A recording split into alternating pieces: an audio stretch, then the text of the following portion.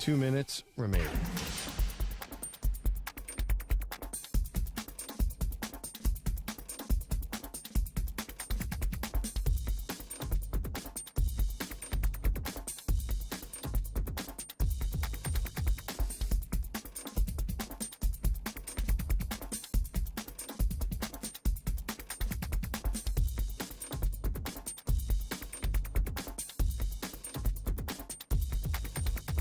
One minute, 30 seconds remaining.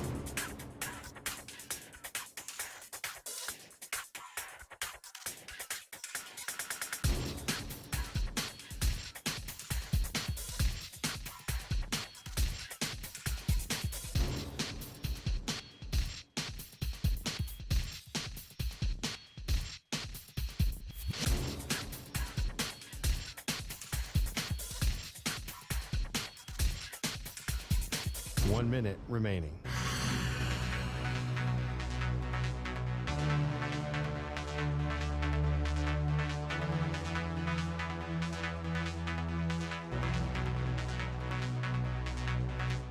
.45 seconds remaining.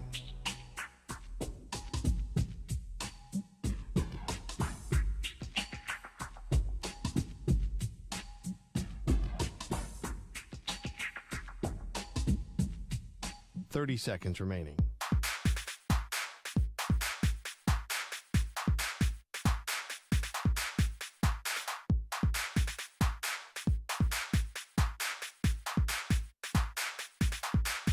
.15 seconds.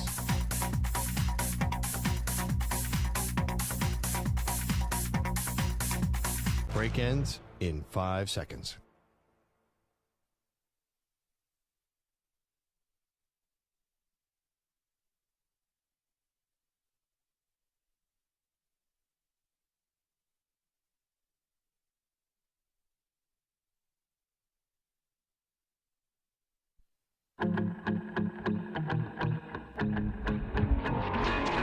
We were talking about sports triggers. Mike is in Pennsylvania, has got one. We never should have let Jimmy Butler go. No. Come playoff time? I was tickled by it. He's got a laugh that makes me laugh. People said Kawhi Leonard in the chat. Yes. Very much. Wow. Wow. Maggie, I think the Sixers are going to win the NBA championship this year. The Bills will win a Super Bowl. Don't say that. The Jets will have a solid, dependable, steady season with no drama. It's so good. Can I just do one more? Yeah, go ahead. The Mets are going to figure it out. That's just mean. We're just piling on Maggie. It's so easy. I threw in the Jets, too. They are Maggie and Perloff on CBS Sports Radio. Well, I am Bart Winkler. Good afternoon, everybody. Filling in for Maggie and filling in for Perloff. We've got Carlos Ortiz here. We got Mike Samter here. So we will keep you in check here as the weekend gets going, this Labor Day weekend, the extended weekend, where if it's a 3-day weekend, it might as well be a 4-day weekend. I do notice that people have gotten a little more fast and loose with how holidays work, and I think that that's good. I think our society should get to a place where we, work maybe a little less. I mean, the 40-hour work week is a fine work week, right? I've not had one in a long time being in radio where it's like you think you work a lot, but, I mean, what are you really doing? But I think that the way that people have looked at the holiday calendar now and thought, you know what, it's a 3-day weekend. You don't really need to work on Friday. It's a 4-day weekend all of a sudden. I thought this summer was great. July 4th fell on a Tuesday, and so people were like, well, clearly I'm taking Monday off. I'm not working Monday. Might as well take Wednesday. Yeah, you know what? Let's just take everybody had like a summer vacation in the middle of summer with the 4th of July. So I appreciate it. I like it. Take all the time off that you need, because when these people around here take off, then you get a little bit of, again, Bart Winkler, no stranger to CBS Sports Radio. Been filling in with Zach Gelb's show. Been filling in on the weekends, and it's great to be here with the Maggie and Perloff crew today, where we'll talk about a handful of things. want to get into baseball. I do, every time that I do a shift, I've had a few different things that I always circle back to. No matter what, I always end up talking about a few specific things every time. I don't know if it's a crutch or I don't know if it's just something that I personally want to get out there. Somehow I always fall back to the fact that the Sixers have never been to a conference championship with Joel Embiid. I always fall back to that. And I always end up talking a lot about Shohei Ohtani and the Angels and how I think that they really screwed up their franchise for a long, long time. And now you see all of their cast-offs, these waiver wires, some in action today with the Reds and then some going to the Guardians, and the whole state of Ohio pretty much having a rummage sale, a garage sale based on what the Angels were doing. So I'll get to the Angels at some point and be very mean to them because I think that they have done a great disservice to themselves and kind of to baseball a little bit as well with what they are up to. Do want to talk some NFL. There's a handful of things that we've seen the offseason. We've seen the preseason. We've seen some trades and some moves and some holdouts and some trades that didn't happen. So there's a few questions that I have still about this season before we go in to the regular season, which now starts less than 1 week from now. We're in the less than a week range. We've got a real live NFL football game in 6 daes. 6 days we've got NFL football, so very excited for that. 855-212-4227, 855-212-4CBS. You can also watch the shenanigans, youtube.com/CBS Sports Radio. The college football season, and there was huge. So the huge move is the ACC now added the West Coast teams. So this is a trend. Everybody's gobbling these teams up. The Big Ten took a couple, the Big 12 took a couple, and now the ACC got in the mix. And it's really a sad day, I think, in college football. The Pac-12 officially has been murdered. It's dead. The Pac-12 is no more. I don't know how the last two teams standing are going to try to save it. I don't know that that's feasible. They'll probably just squirm into the Mountain West or whatever. The Athletic Conference said, nah, we're good. The ACC clearly didn't have any interest. Maybe they do if some more teams leave down the road. Maybe they join, I don't know, they go independent for a year. I don't know what Oregon State and Washington State are going to do, but the ACC has given a life preserver to Cal and Stanford, and then on the way back, picked up SMU along for the ride. And these schools are going to forfeit a bunch of the media rights just to make sure that they're not left behind in another age of realignment in college football, which I think will ultimately get bigger, and then it might get divvied up again, and then it might, this is a cycle that's never going to stop. And I think some people look at this and say, okay, let's get these Pacific Coast schools into their new home, and then let's breathe. But I don't know that period of breathing is coming. I think we're going to be in some rapid transition for a while. So what that does for this year, and I do want to talk more on the ACC, but what that does for this year is it makes things, it's almost like experiencing nostalgia in real time. And you're going to see that a lot this weekend with some of these schools playing each other, and especially some of these conference schools playing each other for the very last time. You saw Utah last night, which is a Pac-12 school, but they're going to be a Big 12 school. You saw Arizona State, same thing. Although you probably didn't, because they were on the Pac-12 network, which is the whole kind of point to this whole thing, is that the Pac-12 is all these nice pieces. It's all this nice furniture in the house, and people want the furniture, but nobody wants the house. Or people want the rooms, people like the bedding, but nobody wants the land that it's on. Like we want USC, just we don't not in that part of town. We want UCLA, but we don't like your neighbors.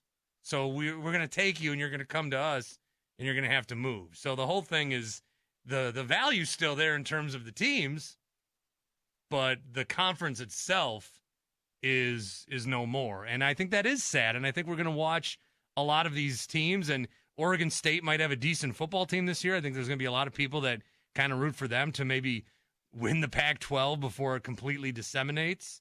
Washington State, another team that we're all going to root for, as they're left without a home. You're going to see these games where when's the next time USC's ever going to play Cal?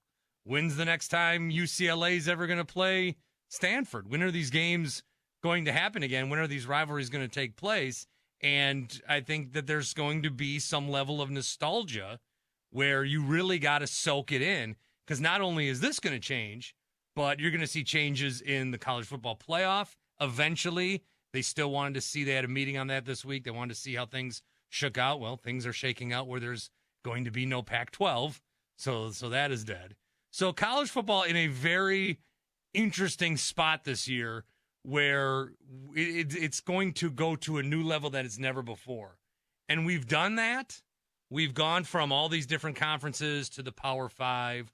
We've gone from writers decide to computers decide the champion to let's do a playoff. We've had changes before, but this is officially the end of the Power Five, and it's officially, we're entering a new era where it's basically going to end up being a sport of 40 premier institutions.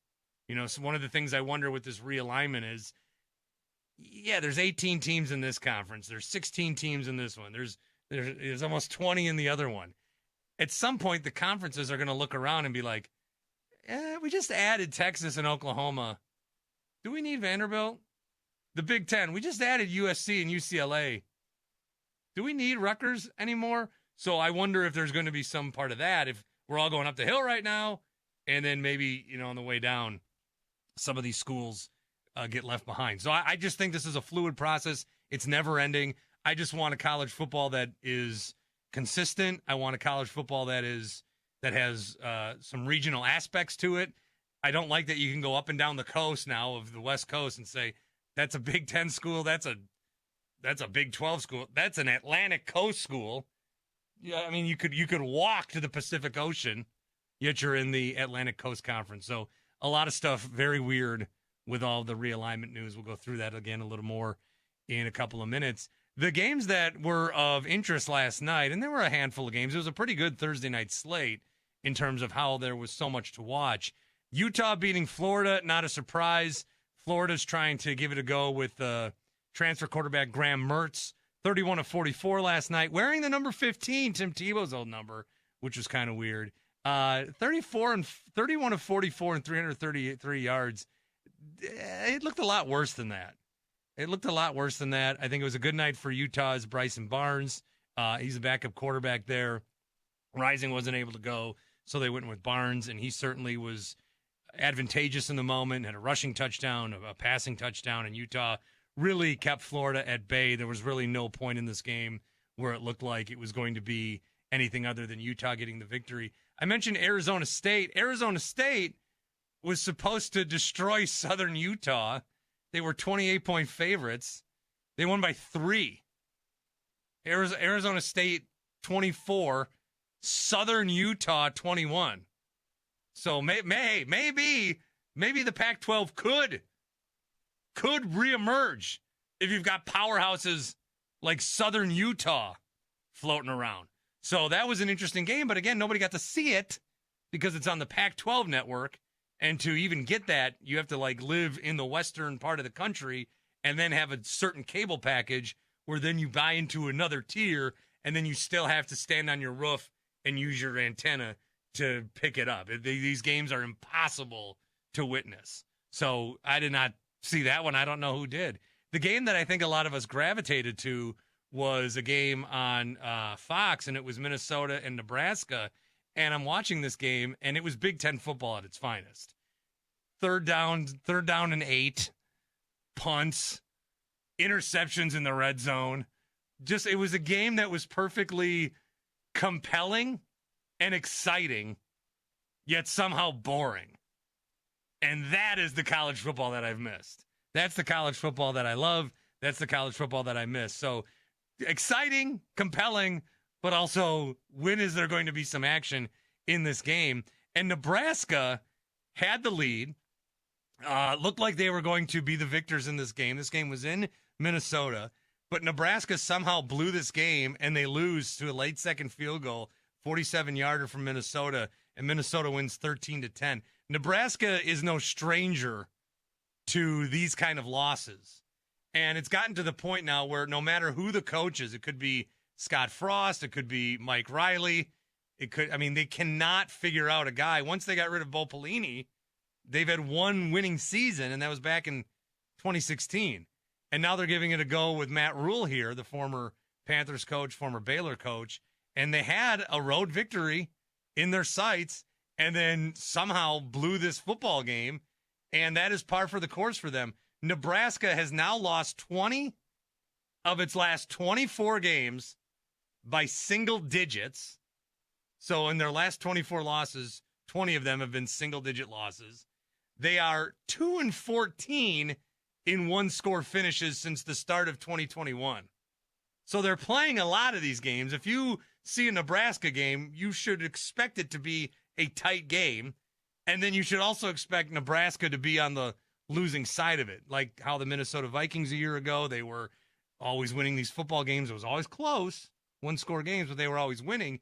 Nebraska's doing that in college, but the opposite. They are losing in ways that only Nebraska fans. I mean, at that point, like the suffering, and I get it, it's just sports, but the suffering of being a fan where you keep thinking, like, there's no way this isn't going to be the time. Only our team could lose this way. And then they lose that way. It has just got to be very demoralizing to be a fan of that program. Now we'll see what happens with Matt Rule. Big Ten West is the conference they're in. That's still pretty wide open this year. I don't know that Nebraska, I mean, was there, that's the thing about college football. Were their fates decided already? Is Nebraska now destined for a bad season? Are they out of any contention for any postseason goals? PJ Fleck, hey, congratulations. One of the biggest wins of your career comes in August for Minnesota. So big win there. So interesting night last night. Got a lot of good games. There are some games tonight.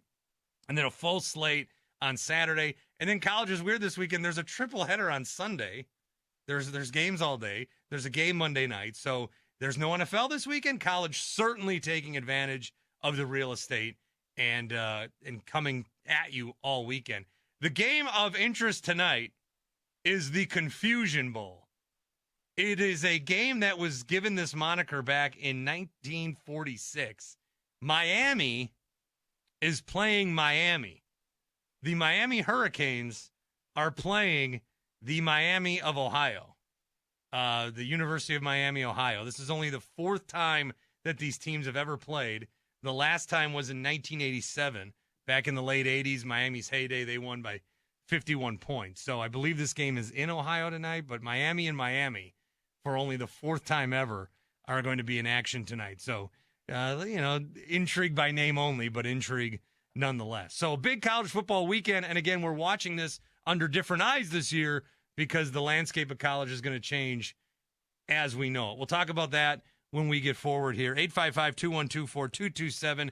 Bart Winkler in for Maggie and Perloff, CBS Sports Radio.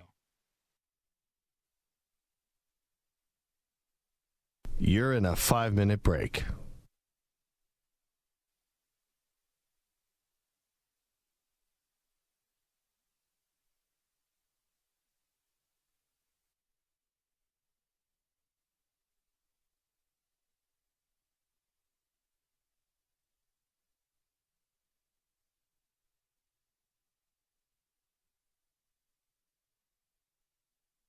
Four minutes, 30 seconds remaining.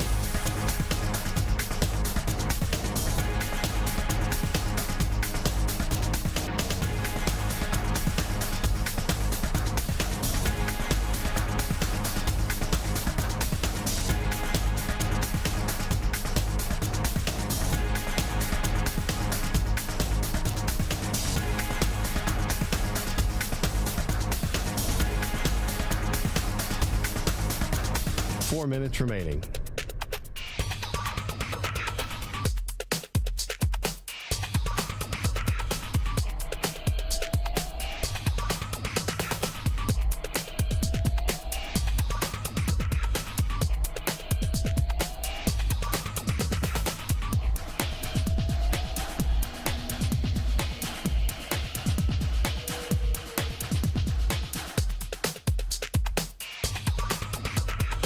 Minutes, 30 seconds remaining.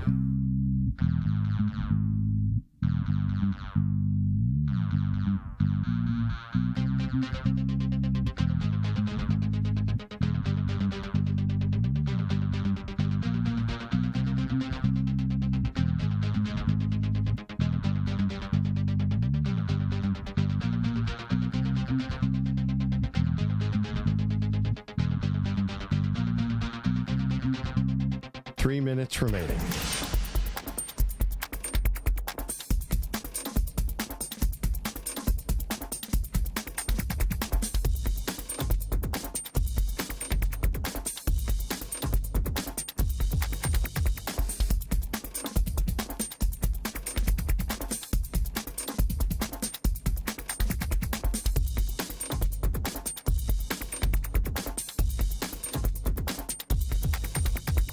Two minutes, 30 seconds remaining.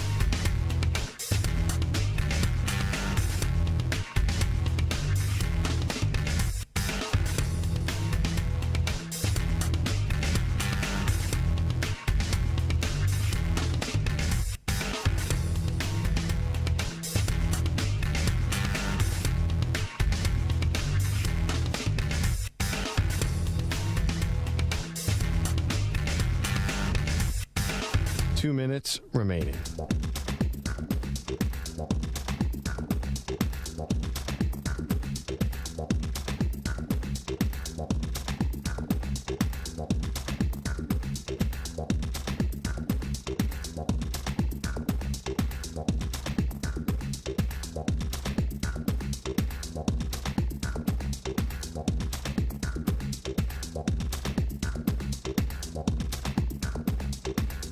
One minute, 30 seconds remaining.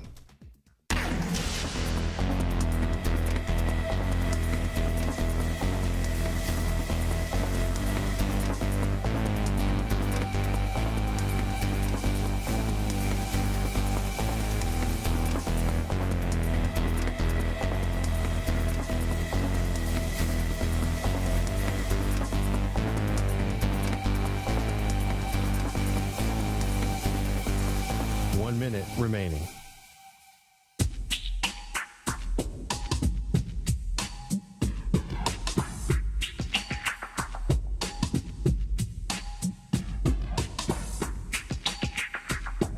Forty-five seconds remaining.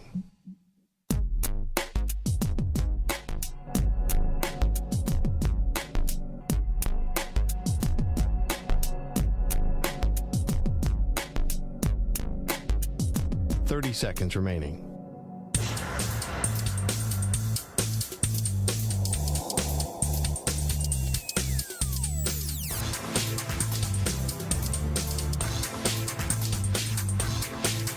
Fifteen seconds.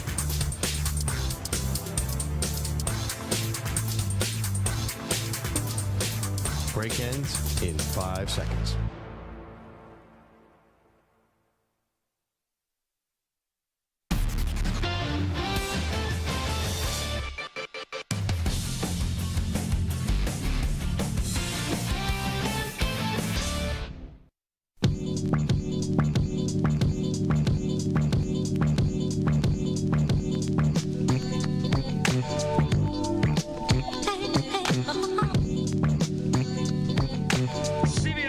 Radio. My name is Bart Winkler, in for Maggie and Perloff. We're also live on YouTube, youtube.com/CBS Sports Radio. I can just say slash. Do I have to say backslash? Do I have to say, what do we even use front slash for? I can say slash. We get it. Slash. I'm on the YouTube. I'm chatting. There's a lot of loyal fans in here on the chat. And so I'm on the YouTube chat and making sure everyone's saying nice things about me. Please say nice things about me, chat. There you go. I just chatted. We got Brian in there, Craig, RPC. All right, I like these guys. There we go. All right. 855-212-4227, 855-212-4CBS. Any loyalist of Maggie and Perloff is a friend of mine. I am here today. Mike Samter is here. Carlos Ortiz is here. What do you got? You got two guys and we got three guys to screw in a light bulb today. What's going on? Hello, gentlemen. How's it going? Don't ask me to screw in a light bulb. I'm very short, and so unless I have a ladder, I'm not going to be any help to you. Yeah, now I got to put 2 light bulbs by myself. Thanks, Bart. Yeah. Okay. What rule number 1 today is you cannot make me laugh under any circumstances. I don't know if that is going to be a challenge for either of you. I have had this horrific cough, and I think I kind of keep it at bay. When I wake up, I mean, it is a disaster. It is just cough, cough, cough, and I have to like run downstairs and run outside and spare my wife and child. I'm not like I've tested. I'm not sick. I'm good. I just have a really bad cough, like the episode of Seinfeld where Kramer started coughing like a dog, and then he took dog medicine. I know that doesn't sound funny, but it was cutting edge comedy. So don't make me laugh. So don't say anything funny. Typically, that's not a challenge for me, so I will do my best. See, that's gonna make me laugh, and then I will see. Now that I took a Mucinex. I took a heavy duty Mucinex. All right, but it was not one of the kinds. Like I try to buy medicine. Every time I go try to buy medicine, I gotta go over the counter to buy Mucinex. I mean, my goodness, whatever. But I got the one I need, and I feel very good. And I'm planning on maybe I would say the over-under of coughing outbursts would be maybe 1.5. I think I can get away. If I just have one, I'll think today was a success. But don't make me laugh. I have faith in you. I'm going to go with the under. Okay. Don't joke. Okay. No laughing. That's not a joke. That's just me, showing my confidence in your ability to not laugh at anything I say. I also have a problem at the less funny something is, the more likely I am to laugh at it. So maybe you should be funny, and then I won't laugh.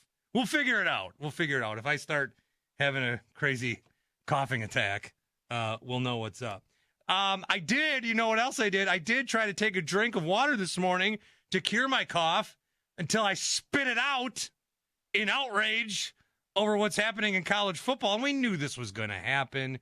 We knew there was going to be more transition because there could not just be a conference of 4 teams, which it looked like maybe was possible because this was taking forever. But Stanford and Cal were united with each other, these longtime rivals. They're trying to find a new home, and they found one in the ACC. Now, the ACC, not every team wanted to add them. NC State was kind of the swing vote that then went ahead and said, all right, we can add these guys. The ACC wants these other teams since, hey, you can get these institutions, these premier institutions, expand your footprint on a bargain.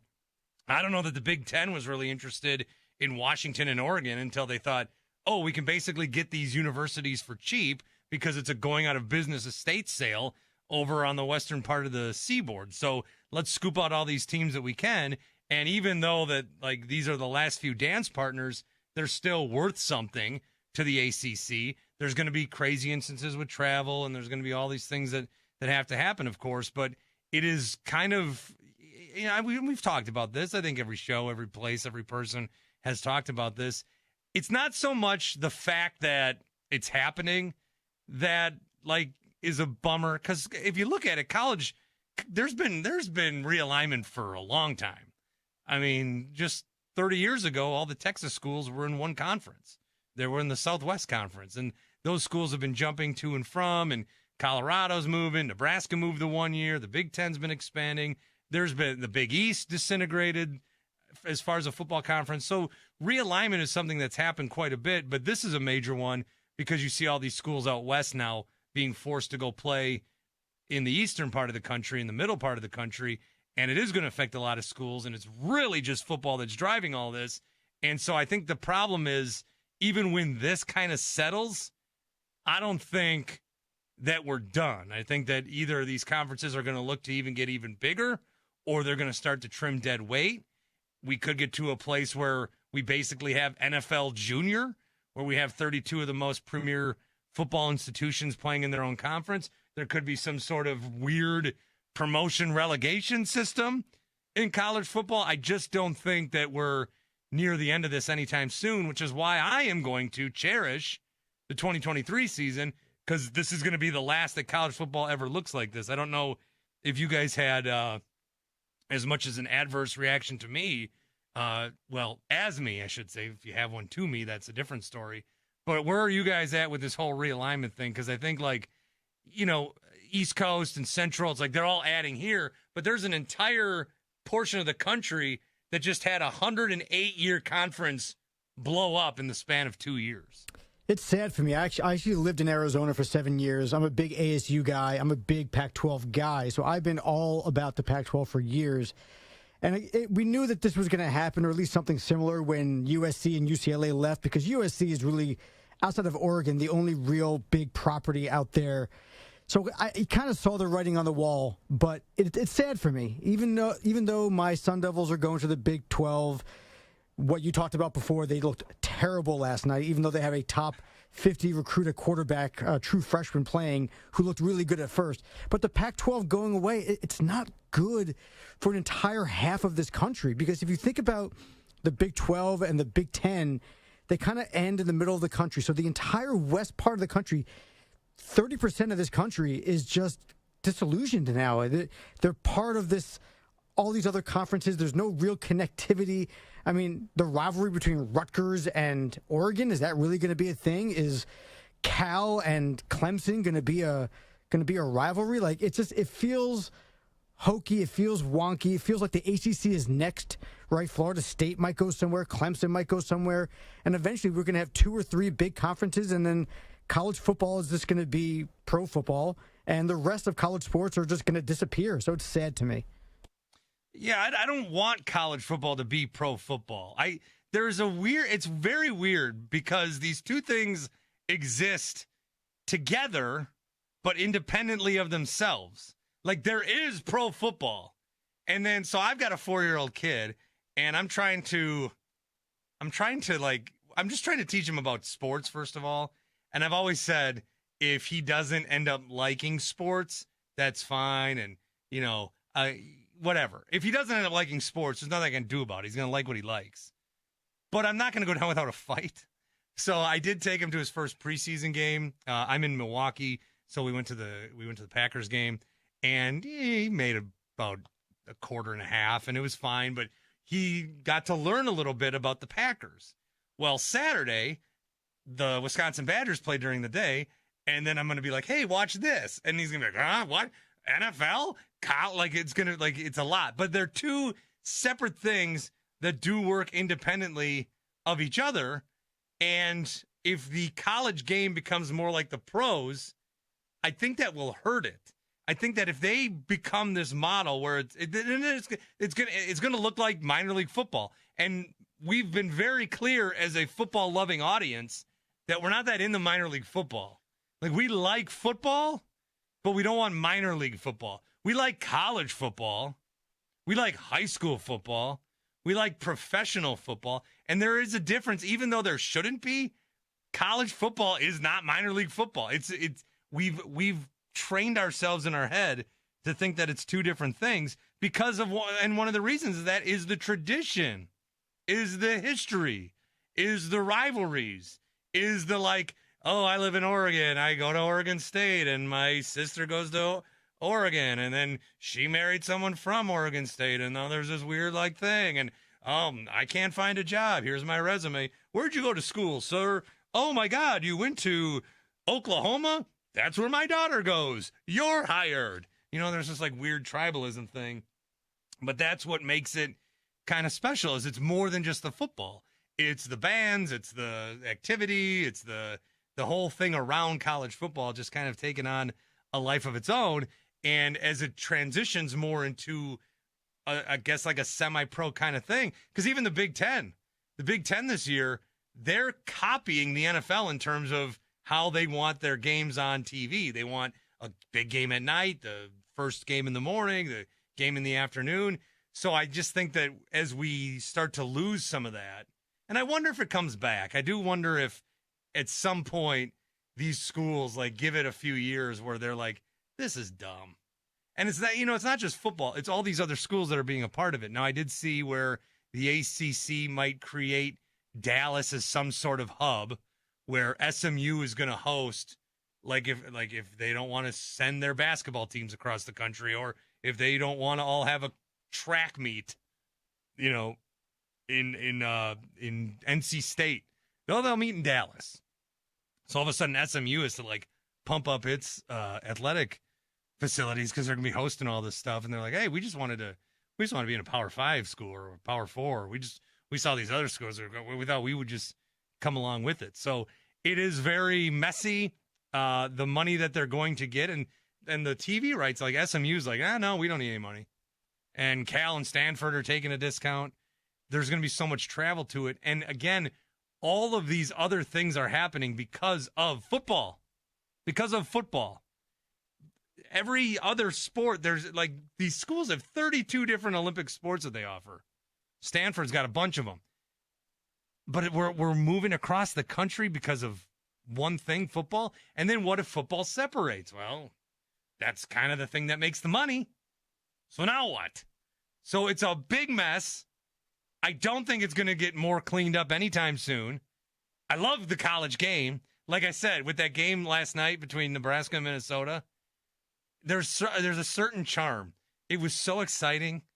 It was so bad, but it was so good. And there's like this line that college is, at least for me, they've threaded this needle of being like entertaining, but also weird and good and bad and boring and exciting. And I don't want to lose whatever charm that is. I feel like the bigger they go, the more corporate, more conglomerate they go. You know, and it's basically all being driven by two networks. It's Fox versus ESPN. That's college football right now. The Fox League and the ESPN League. So big news overnight and into the morning, which again was another wrinkle to this. There's Cal fans that found out when they woke up and the news was already 4 hours old, you know, because they're on the West Coast. 855-212-4227. We'll talk more college. Got some NFL questions. We'll talk some baseball. Also, college football. Again, the timing of it all. 5 a.m. West Coast, 8 a.m. East Coast. I'm going to play the time zone game a little later on. 855-212-4227. Let's get an update from Marco Belletti. CBS Sports Flash. All right, Bart. Well, yeah, the ACC is the latest conference to feel the shakeup of college football. Cal, Stanford, SMU are the newest additions to the ACC after getting the full 12 votes needed. ACC is now up to 18 schools, 17 playing full-time football. Meanwhile, the Pac-12 is down to just 2 with Oregon State and Washington State. But despite initial talks with the ACC, neither of those schools will be making the leap to the ACC. Mike Evans wants a new deal from the Bucs, refuses to negotiate after the start of the season, giving Tampa a deadline to get something done by September 9th. Seahawks open their season with the Rams, but they won't have Jamal Adams for that. Here's head coach Pete Carroll with Chuck and Buck on KJR in Seattle. Yeah, it's going to be after the start of the season. We're not going to push him. He's off the pup thing, but we're just working him back. He'll be in walkthroughs today again and starting back, and you know, just to kind of connect the learning part of it. But if you watched him work out, you would not think that he couldn't go. He's really working hard at it. So, but we've got to make sure that once he's back, he stays back, and so we're going to be really careful with how we do that. Adams missed virtually all of last season with the torn quad. In baseball, first of 2, Cubs lead the Reds 4-1. Bottom 8, Cody Bellinger's gone deep. He's driven in 3. I'm Marco Belletti. Nighttime is the right time for you to listen to the all-new JR Sport Brief, 10 p.m. Eastern, 7 p.m. Pacific on CBS Sports Radio. CBS Sports Radio.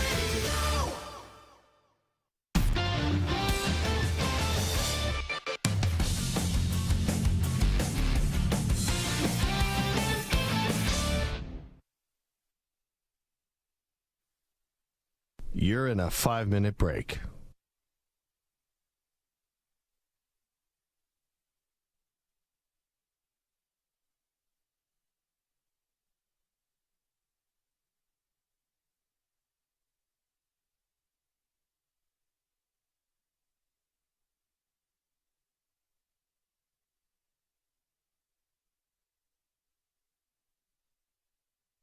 Four minutes, 30 seconds remaining.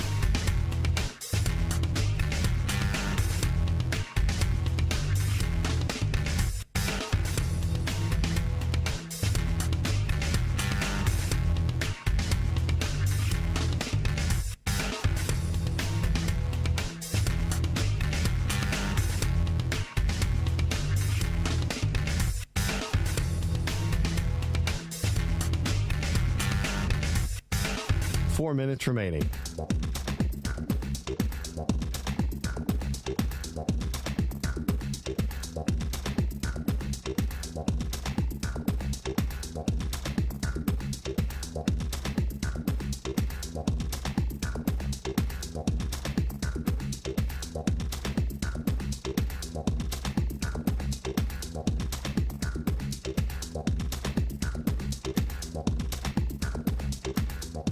3 minutes, 30 seconds remaining.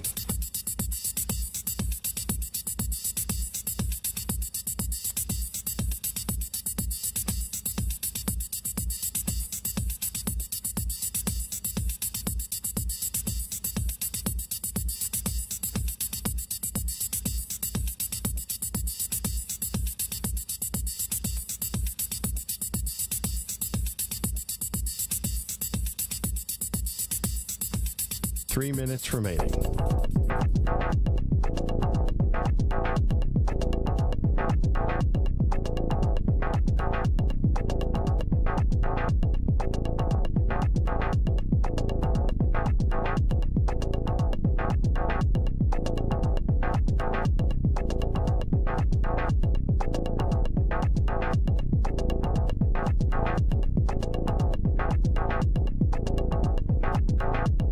Two minutes, 30 seconds remaining.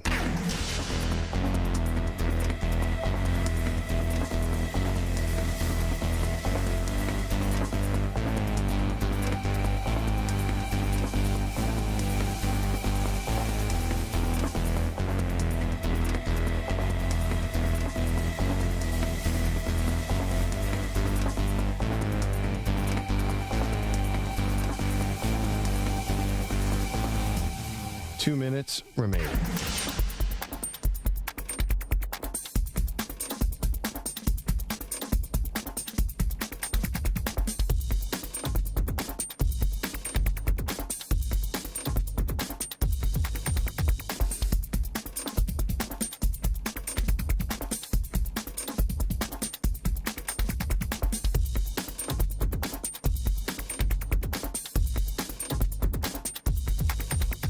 One minute, 30 seconds remaining.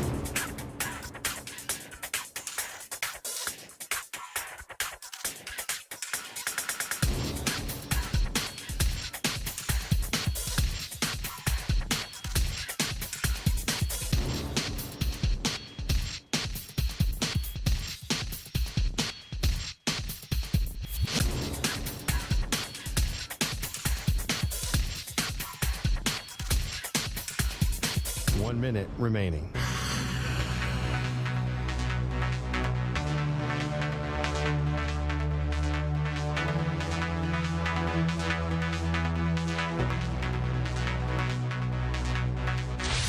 Five seconds remaining.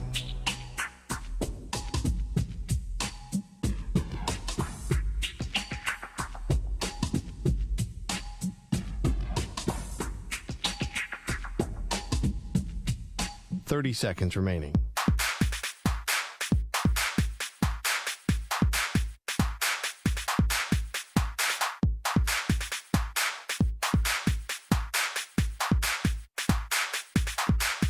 Fifteen seconds.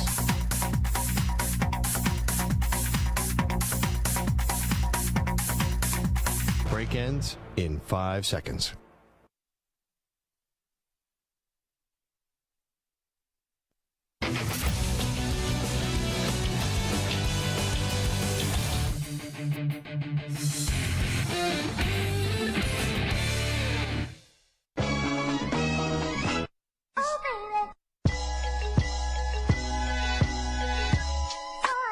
It is CBS Sports Radio, September 1st, as it's known in Milwaukee, Craig-tember 1st.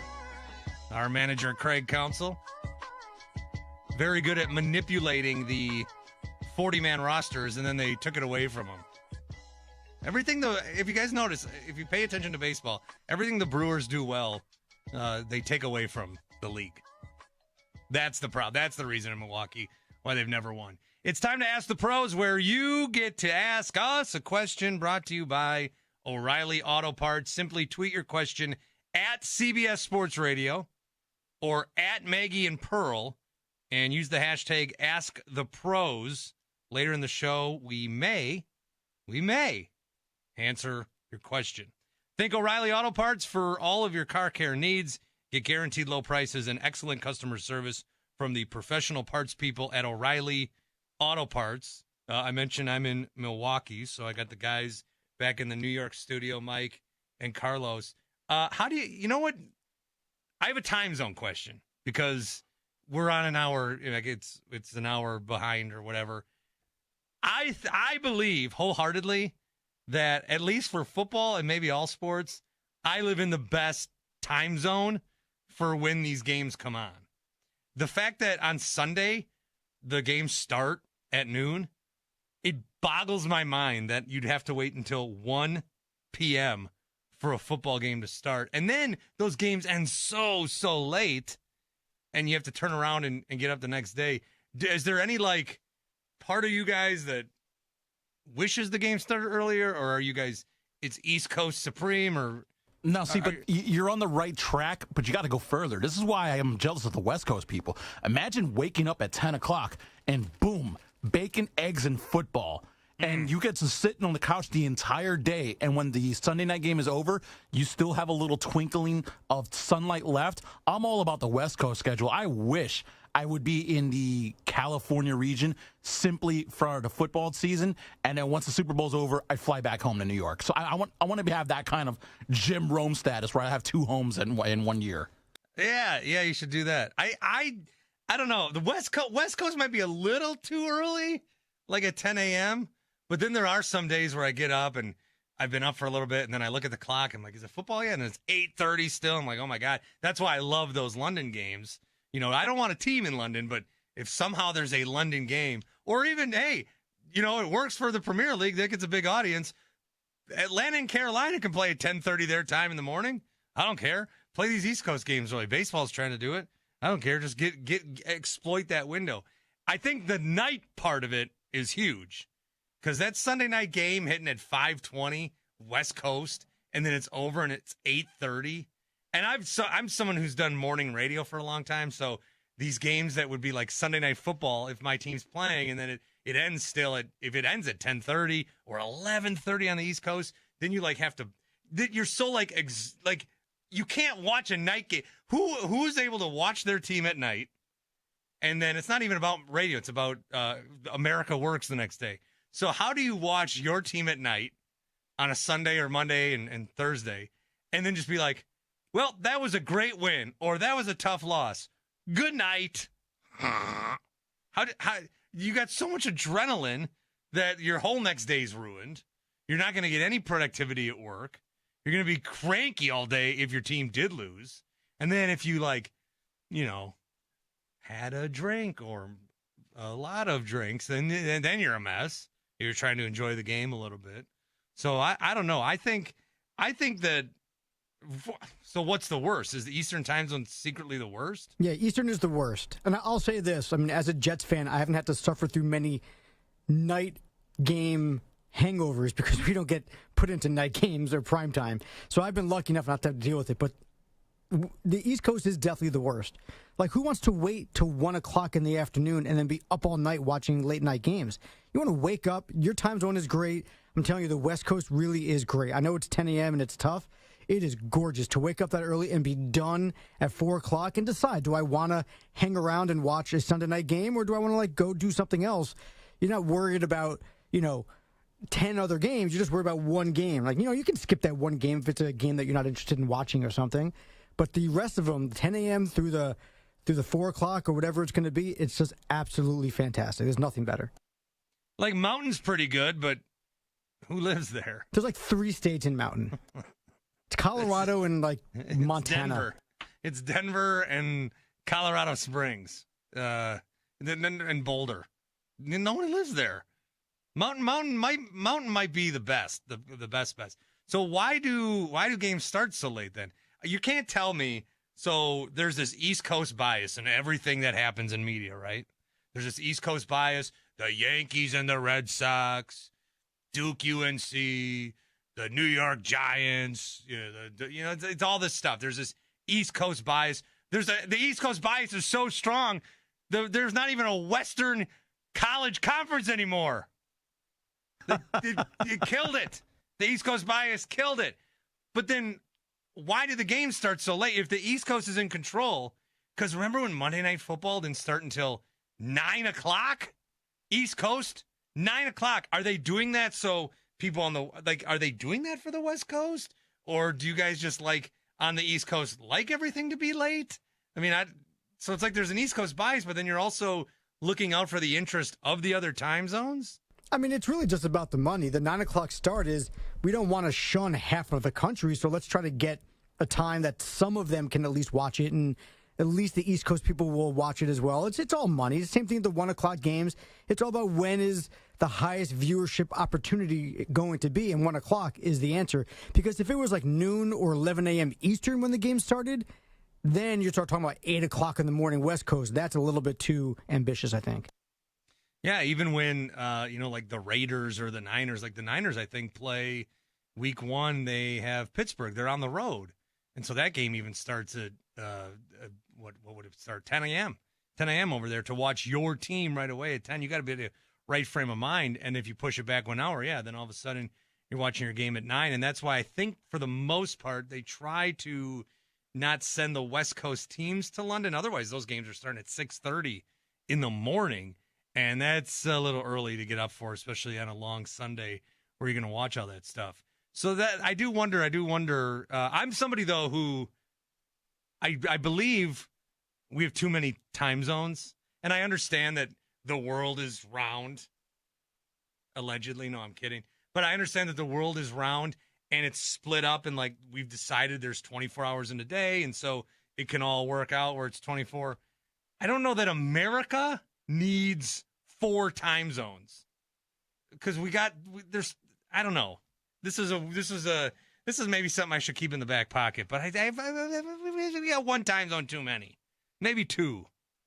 Could we get away with a 2 time zone system where we have an Eastern and a Western? Could we get away with that, or would it be? You got to think of the farmers, man. You're ruining everything. Oh, the farmers. Okay, the farmers. When we say think of the farmers, first of all, that is a tough job.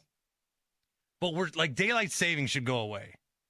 We're thinking of when you think of farmers, when the average person thinks of farmers, we think of farmers like the 1840 farmers. Farmers in 2023, you drive around some of these farms. These farms are businesses. There's very few like guys that wake up at 4 a.m. and be like, I'm a farmer and I'm all by myself.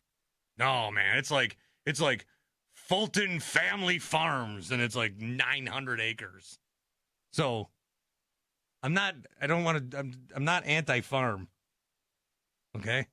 But should maybe the farmers think of us sometimes?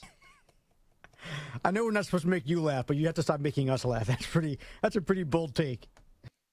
Well, I mean, I know that they dedicate their lives to having us be fed and having us, and they take care of their products and, they deal with adverse weather conditions and, sometimes they have a plan and then goes away because of a drought or because it gets too hot and their livelihood depends on it. And it's a very tough job. Maybe it's the toughest job that there is in this country. But shouldn't the football game start 1 hour earlier? They should think about that. Well, M. Shark in the chat says it makes no effect on farmers anymore. Wisconsin guy, it doesn't matter anymore. So I guess the 2 time zone system is a potential. Yeah. What if I gotta pull some farmers because maybe there are. What does the farmer who loves football say? That's a question. That's a question that I got to figure out. So I'll do some homework this week and I'll deep dive into this. Yeah, report back to us with that. They can probably watch football on their phones while they're mowing the fields and plowing. They can. Sorry, that's one. They can. Yeah, they can. I'm watching on my tractor, and whatever. Hey, we love big farm, and we love little farm. I almost grew up on a farm. Not almost, but I have a family farm in my history. And then I think it must have been my grandpa, where he looked around, he's like, I ain't doing this. And then he actually ran a grocery store for most of his life. So instead of being the one which is kind of ironic. So he's an indoor farmer. Yeah, well, yeah, it's still food. We had a passion for food in our family. We just didn't want to run the farm anymore. 855-212-4227, 855-212-4CBS. Again, you can check out the youtube.com/CBS Sports Radio. Just talking some football here. We'll get into the NFL in a little bit. Do want to talk some baseball as well. I think that one of the subjects that I approached the other day was who's the most disappointing team in baseball. The Mets are a very easy answer, and they might be the right answer. That's why they might be the easy answer, because I remember doing some shows back in April where I was arguing that this is the best thing that ever happened to baseball, because you have all these teams that think the strategy in terms of spending money, it's unfair. There's like 22 teams that can't spend money. There's 8 teams that can. Well, now there's this one team that can really spend money. And so you're going to make mad the other teams. So what I was saying was change doesn't happen when the people without money want it to happen. It happens when rich people can't do what the super rich are doing. But then the Mets sucked. So it ruined the whole thing. So I'll talk about most disappointing team, because I don't think it's the Mets, even though it probably is. But there's some other good options. Maggie and Perloff. I'm Bart Winkler, CBS Sports Radio.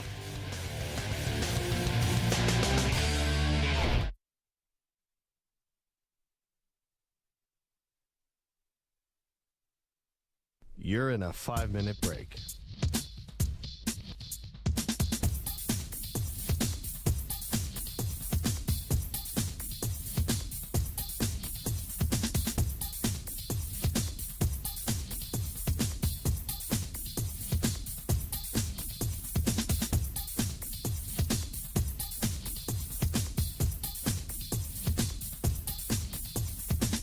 Four minutes, 30 seconds remaining.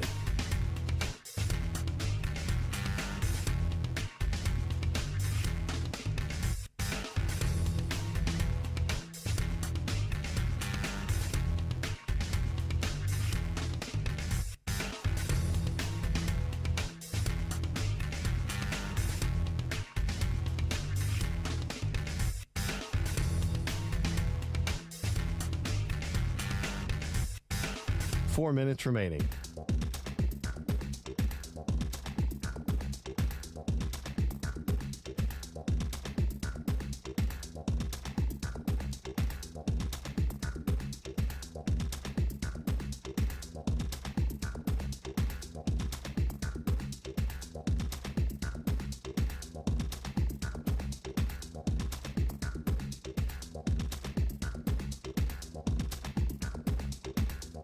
Three minutes, 30 seconds remaining.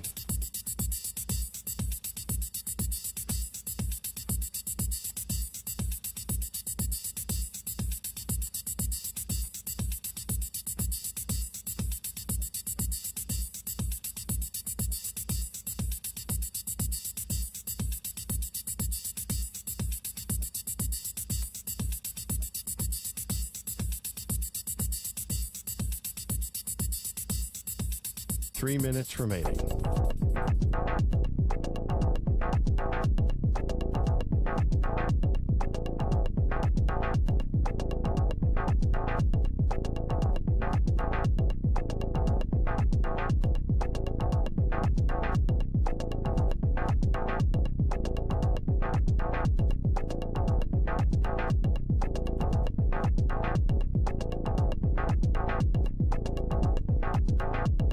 Two minutes, 30 seconds remaining.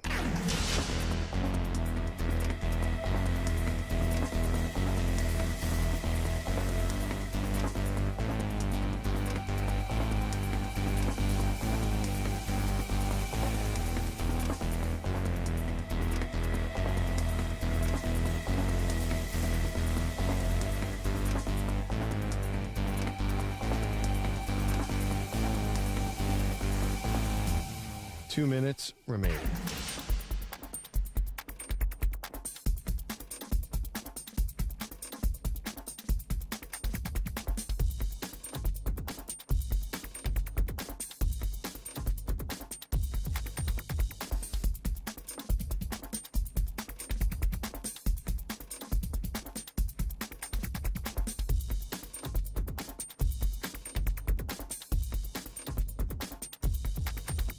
One minute, 30 seconds remaining.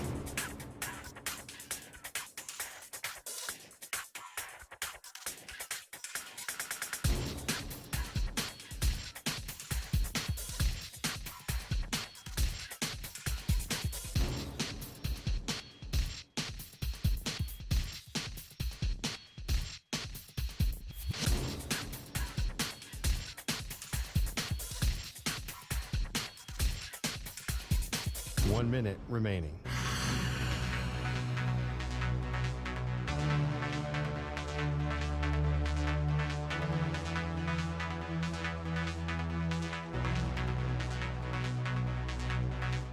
Forty-five seconds remaining.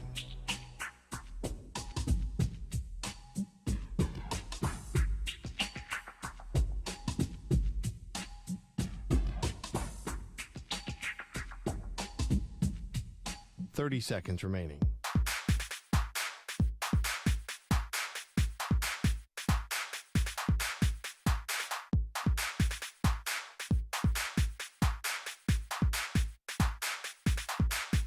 Fifteen seconds.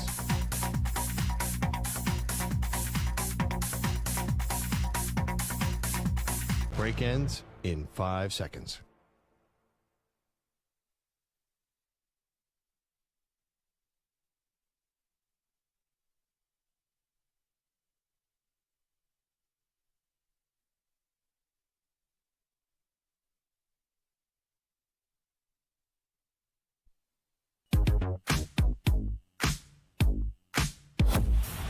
I think the whole industry and everybody who says that they're good at tasting wine is lying. I think it's the biggest mass lie. It's all perpetrated by big wine? In the history of mankind, there's no bigger lie than people can tell which wine is good. Yeah, I agree with you. And I love people who are like, I'm just tasting and spitting out, and like, I'm not here to get loaded. Get out of here. Wineries are the scenes of so many crimes. People get sloppy at wineries. We were like at a dress over your head type stuff. Once my husband and I, we were still dating, went to wine country, but took bikes. I just had this image of you following your husband on a bike, just veering off slowly into the right, tipping over, and just like Maggie's asleep on the sidewalk. They are Maggie and Perloff on CBS Sports Radio.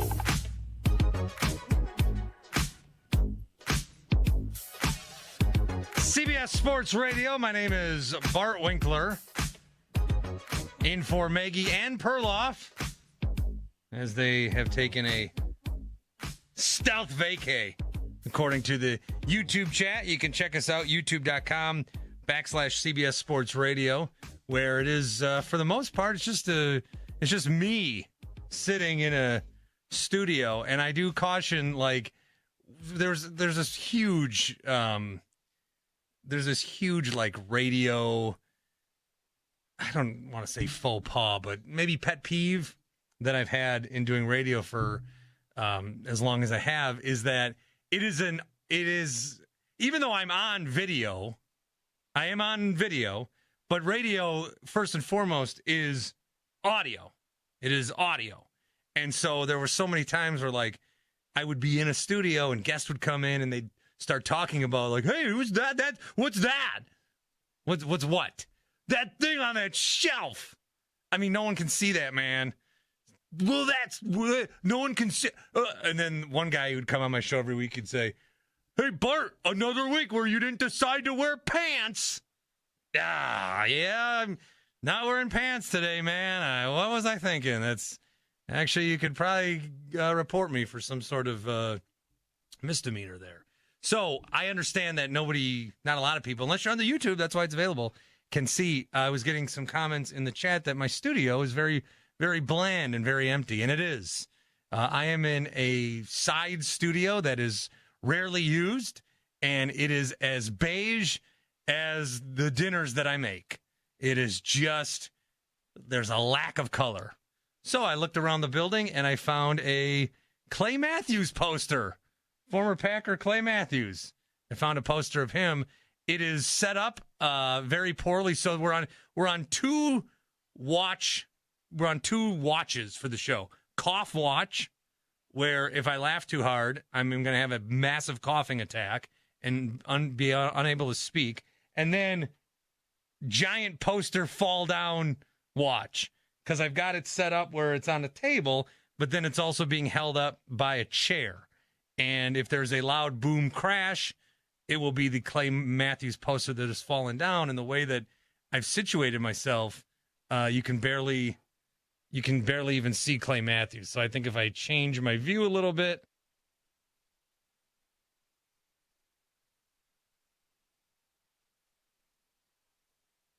All right.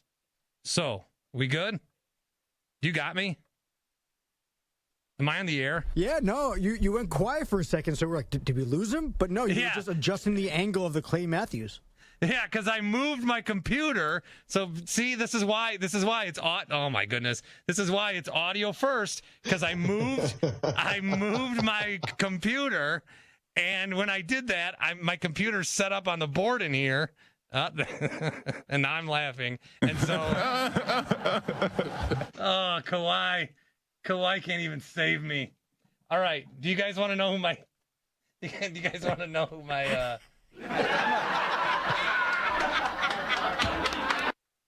I'm a professional, by the way. Do you guys want to know who my do you guys want to know who my most disappointing team is in baseball? Can't wait. Okay. We're going to go like this for now in the video. We're going to go angled video. Audio platform. It's the Minnesota Twins. It's the Minnesota Twins. So it's first, actually it's the Angels. But second, it's the Minnesota Twins. And it's third, the New York Mets. So I know a lot of people are very upset about the Mets because they spent a lot of money and then they were bad. The Angels really make me mad because they irritate me in a way where I shouldn't care about them, and I do. The Angels should have traded Shohei Ohtani the minute that they knew they weren't going to sign Shohei Ohtani. And they kept him the entire year thinking that, well, maybe if we're good, he'll want to stay. Guess what, though? They're never good, and he wasn't going to stay, and he's not going to stay. So here are some of the things that have happened since they did not trade Shohei Ohtani. First of all, they were winning some games, and then Mike Trout got hurt. So even though the Angels had a winning record and Mike Trout got hurt, I like the sound effect. That's when they should have traded Shohei Ohtani. Ding, ding. They should have traded him then. Then, when Mike Trout was hurt and the Angels, they lost a bunch of games in a row, but then they won a series. They won 4 games. They should have looked at their August schedule and then been like, okay, every team we play in August is a playoff team. They had the Rays. They had, I think, the Braves. They had the Giants. They had the Reds. The only team that wasn't a playoff team at the beginning of August that they played was the Mariners, who then swept them and now lead the AL West. So just by looking at the schedule alone, they should have traded Shohei Ohtani. Get rid of him. Now, Shohei's hurt, only batting, not pitching, and they're not going to make the playoffs. They brought in all these guys in the worst, all-in trade deadline situation you could have ever had, where they traded for Lucas Giolito and Ronaldo Lopez and Eduardo Escobar came there somehow, Mike Moustakas, and they put half these dudes on waivers, which I didn't realize you can still play for your team on waivers until waiver day happens. Then the state of Ohio claims all these guys, and now the Angels are just going to fade into obscurity. But hey, you can still watch Shohei Ohtani bat every time that we play. Yay, yay, yay. The Angels, see, it's really hard in sports and in life to do a hard thing even when you know it's the right thing.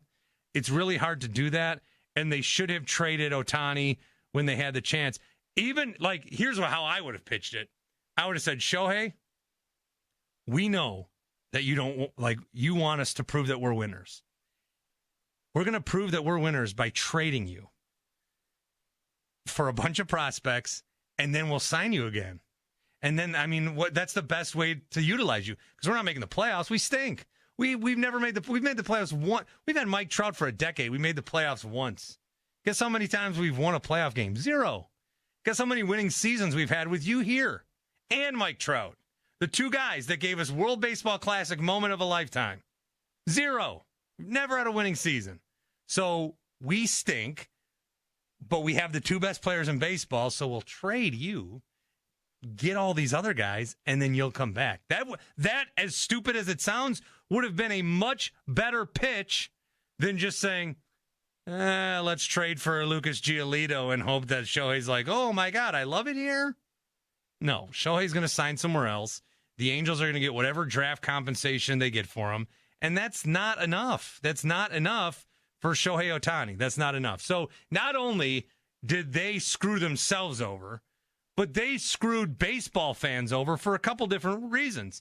They screwed baseball fans over, the Angels did. What I'm trying to say is that everybody should be mad at the Angels. They wronged you, is what I'm saying. The Angels should have traded Shohei. Shohei should be on, like, the Orioles right now. Shohei should be on the Guardians. Shohei should be on one of these teams that are not big market, that are not top 5 spenders, one of these teams that are good, that we're on the edge of the playoffs, and we're going to look back at Shohei's career and say, just like with Albert Pujols, we're going to look back at Pujols' career and say, he was a Cardinal for a long time and an Angel for a long time, and then a Cardinal at the end. Oh, but wasn't he like a Dodger for a little tiny bit? Oh, yeah, he was. And CC Sabathia, he was in Cleveland for a long time, then he had a great career with the Yankees. Wasn't he with, like, the Brewers for half a season where he got them? Oh, yeah, that was pretty cool. That's how it should be with Shohei. Oh, Shohei was an Angel for a long time. They sucked. Then he was a Met for another 10 years. But remember that half season where he was with the Twins? Oh, yeah, that was kind of cool. So we got robbed of that. We also got robbed of Shohei in October baseball. And this is like, a lot of people always say, oh, baseball can't market itself. Baseball can't market its stars. I think that's kind of wrong. I don't think baseball's a regional sport. I think baseball is a sport that your team plays every day. So how are you supposed to watch? How am I supposed to watch all these other baseball games when my team plays every day? It'd be like if, yeah, you can watch Monday Night Football, but your team's also playing. You can watch Sunday Night Football, but your team's playing then too. You can watch Thursday Night Football, but your team's also in that game. So it's not regionalized. It's a national sport, but we don't get to see these other teams as much because if you're invested in a team, you're watching your team every day. So I think that the Angels could have given us October Shohei where then we all get to see him. We all get to see him all the time in October with the pressure, with the lights, and they took that away from us. So I think they're very disappointing. I also mentioned the Twins. The Twins, and maybe this isn't disappointing, but the Twins were a team that I think at the deadline they did nothing. And I think the Twins were a team that realized pretty early we're going to get destroyed in the playoffs. We're going to get crushed. And we are going to, like, unwillingly win our division. So we're not going to trade for anybody. We're not going to trade any of our prospects. We're not going to try to get better for the future because we're not going anywhere. We stink. We're not going to go anywhere. We stink. We'll win the Central. We'll have one of these teams from the AL West come here, and then we'll just get absolutely destroyed. Okay? So that's going to be no fun. So what they did is they just kept winning, and the Guardians were losing. And now the Guardians are like 5.5 games back, and they're thinking, well, geez, if the Twins don't want it, maybe we can get it. Yeah, but we don't want to get rid of prospects either. What's that? The Angels are having a fire sale, and it's going to cost us nothing? We gotta get Lucas Giolito and pay him a month of the minimum salary? Oh, geez. We can find that check, I guess. So now, all of a sudden, the Guardians are going for it. So I think there's a lot of different teams that are disappointing for a lot of reasons. The Mets, because it looked like they bought a World Series and then were terrible. And not just were terrible for 1 year, but they traded all these guys and then paid everybody else to take them. They're not going to be competitive to at least 25. So they're very disappointing. The Twins, I think, are secretly disappointing because I don't think anybody cares enough to bring them up other than me. And then the Angels are obviously very disappointing because they ruined baseball and ruined October and ruined Shohei Ohtani for a lot of us. There are a lot of great moments in our life that we are not going to get to experience because of Artie Moreno and the Los Angeles Angels. And it makes me, as a baseball fan, very sad. And I don't like it. And I want to see Shohei on a winning baseball team. And then he's hurt now. So what's that going to do to his value? Who knows?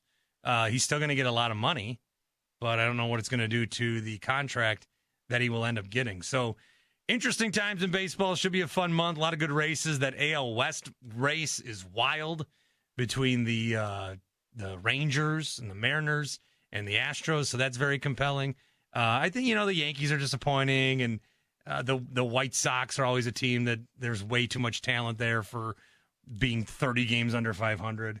But there's a lot of good success stories, too. And I really like seeing the AL West have its moment. I think Texas, they spent all that money on DeGrom, and then he gets hurt, but they've got a good infield. We saw that in the All-Star game. Went out and got Scherzer, so they look good. The Astros, man, has anybody ever cheated more and been penalized less? Like, nobody cares because they've been good ever since. Even when they don't cheat, they're good. They've not reached less than the ALCS 6 straight years since 2017. They've been in at least the ALCS every year. And then the Mariners, for Seattle, we still, when you think of them, you're like, I feel bad the Supersonics are gone, even though that was 15 years ago. It's good to see them have success, too. So a lot of good success, but, again, some of these teams in baseball are just missing their opportunity and costing us some opportunities as well. 855-212-4227, 855-212-4227. We will talk some NFL coming up.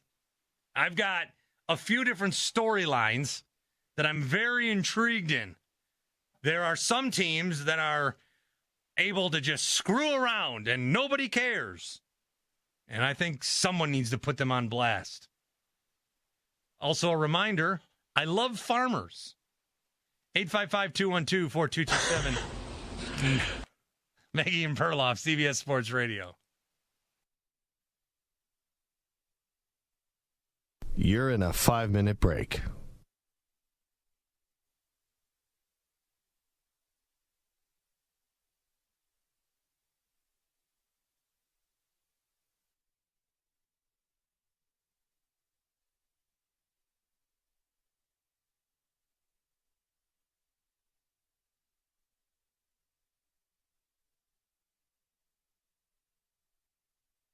Four minutes, 30 seconds remaining.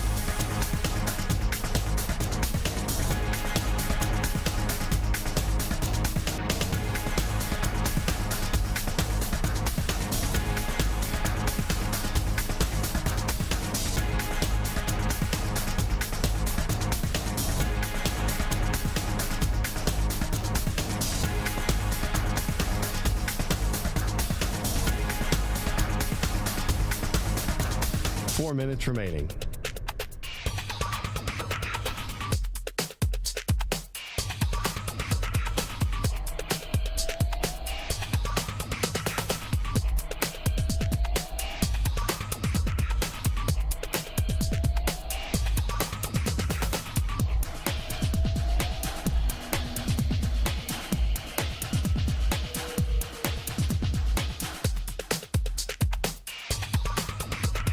Three minutes, 30 seconds remaining.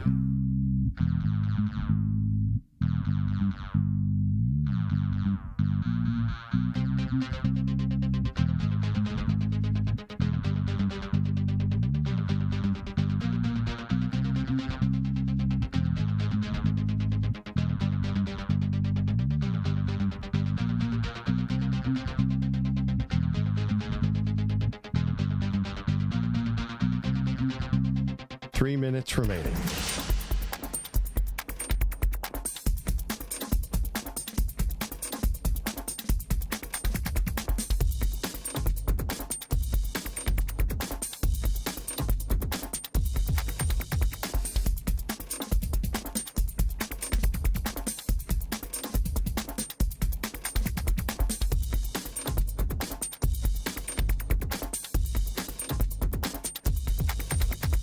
Two minutes, 30 seconds remaining.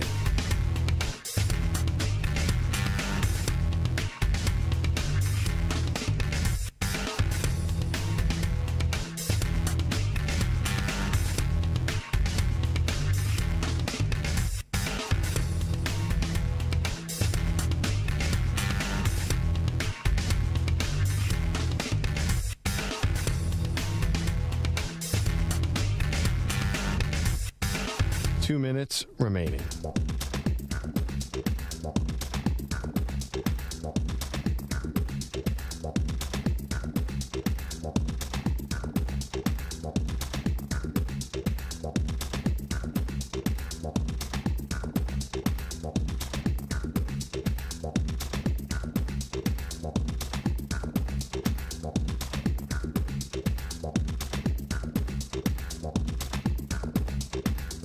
1 minute, 30 seconds remaining.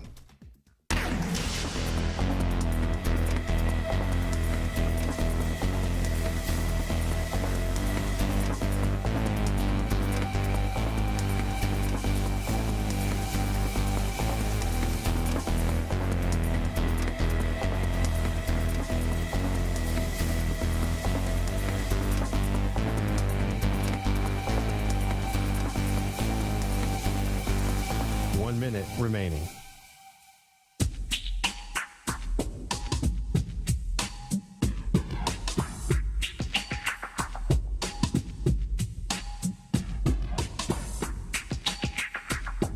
.45 seconds remaining.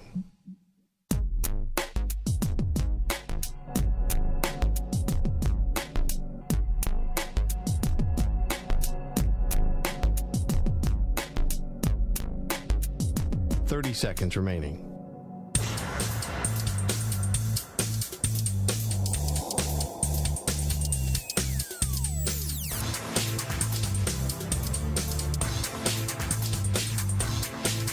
.15 seconds.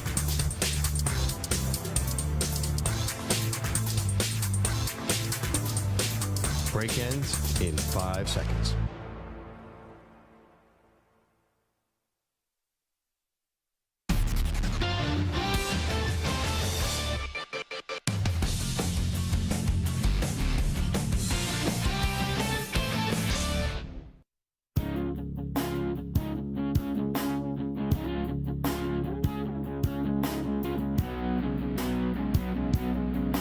CBS Sports Radio, Maggie and Perloff, enjoying their Labor Day weekend. Got to have the whole experience. My kid, we've treated my kid to the concept of 3-day weekends. Maybe I'll tell you that story another time. Maybe I'll forget I brought it up. With the it's time for the eBay Play of the Week. With eBay Guaranteed Fit, you're the MVP because when you see that green check, you know that part fits your vehicle. eBayMotors.com. Let's ride. Eligible items only. Exclusions apply. The eBay Play of the Week. We're going to go to Utah. Their win over Florida last night, 24-11. Number 14 ranked in the country. They jumped out to a quick lead thanks to this 70-yard scoring strike from Bryson Barnes. It was their first play of the season. Play action pass and a roll for Bryson Barnes. Lots of time. Looking long. He's got a man out there. Money Parks. Caught 20, 15, 10, 5. That's a touchdown.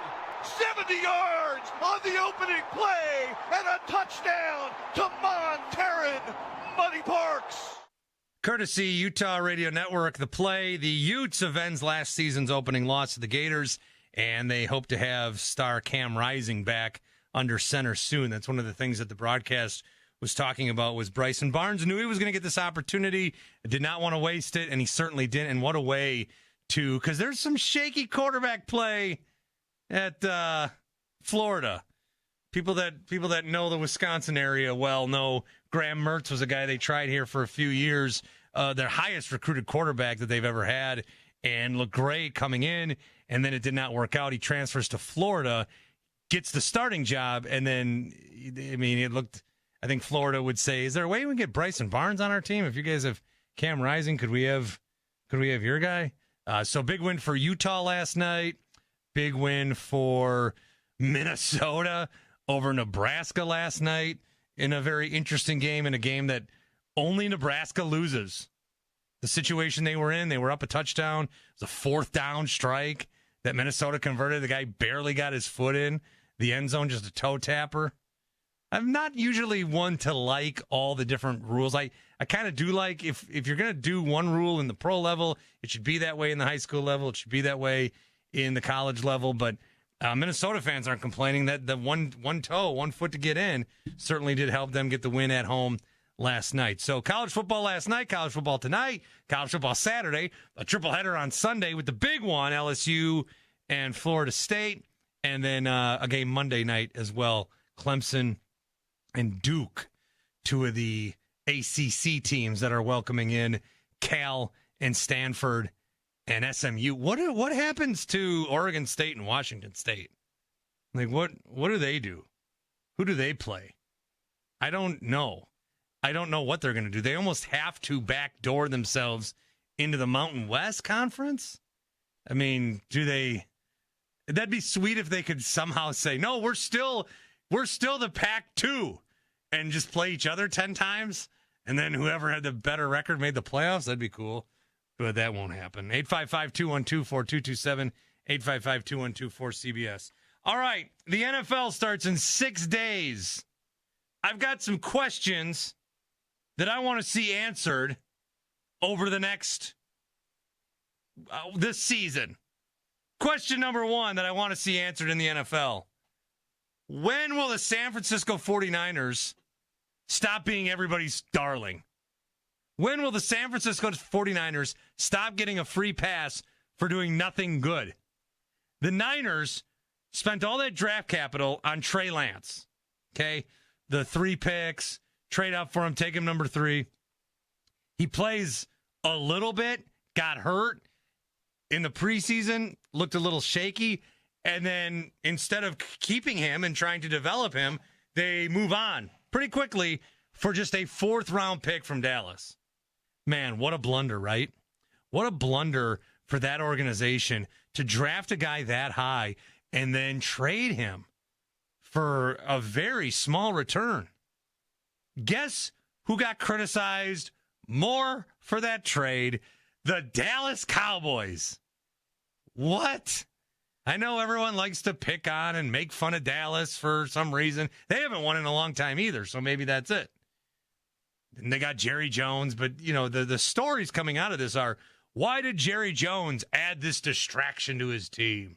What happens if Dak struggles? Well, now they're going to say, oh, we need to turn to Trey Lance. Well, nobody's going to say that. And they said that about Cooper Rush last year. Nobody's going to say it about Trey Lance. This is Dak's team. The Dallas Cowboys saw, we can get this former number 1 pick for a 4th-round pick. All right. You know, why not? You know, Mike McCarthy likes to develop quarterbacks, so we've been told. So bring a guy in and develop him. And maybe then, you know, sign him to a low deal and get something for him. I don't know. Bring him in there. Have a backup quarterback. We need backup quarterbacks in this league. There's so many teams that once their quarterback's down, they're going to stink. If the Bills lose Josh Allen, it's over. If the Chiefs lose Patrick Mahomes, they are done. The Bengals are going to have Joe Burrow back for week 1, it looks like. Otherwise, they would be toast. Backup quarterback is a valuable position. You still need one. You can still win a Super Bowl with one. Nick Foles, Tom Brady. You need a backup quarterback. Dallas wanted Trey Lance. Big deal. More criticism came on Dallas for acquiring this guy for a 4th-round pick than it did for San Francisco. San Francisco, to me, and I make this comparison often, but San Francisco, to me, they are the Boston Celtics of the NFL. Because whenever, and they're teams that have had success. They've got stars. They make the title game. They make the finals. They make the Super Bowl. Between the two franchises, there's been one title since 1996. The Celtics won in 2008. Hadn't won a long time before that, and the Niners haven't won since 95. So I know they've been to Super Bowls. They haven't won them. But every year, whenever you do your predictions, even though if you look in the NBA and say, you know what? Actually, the Bucks are a much better team. But I got to take Boston. I just got to do it. I got to do it. All these broadcasters love Boston. You ever watch a Boston broadcast on ESPN?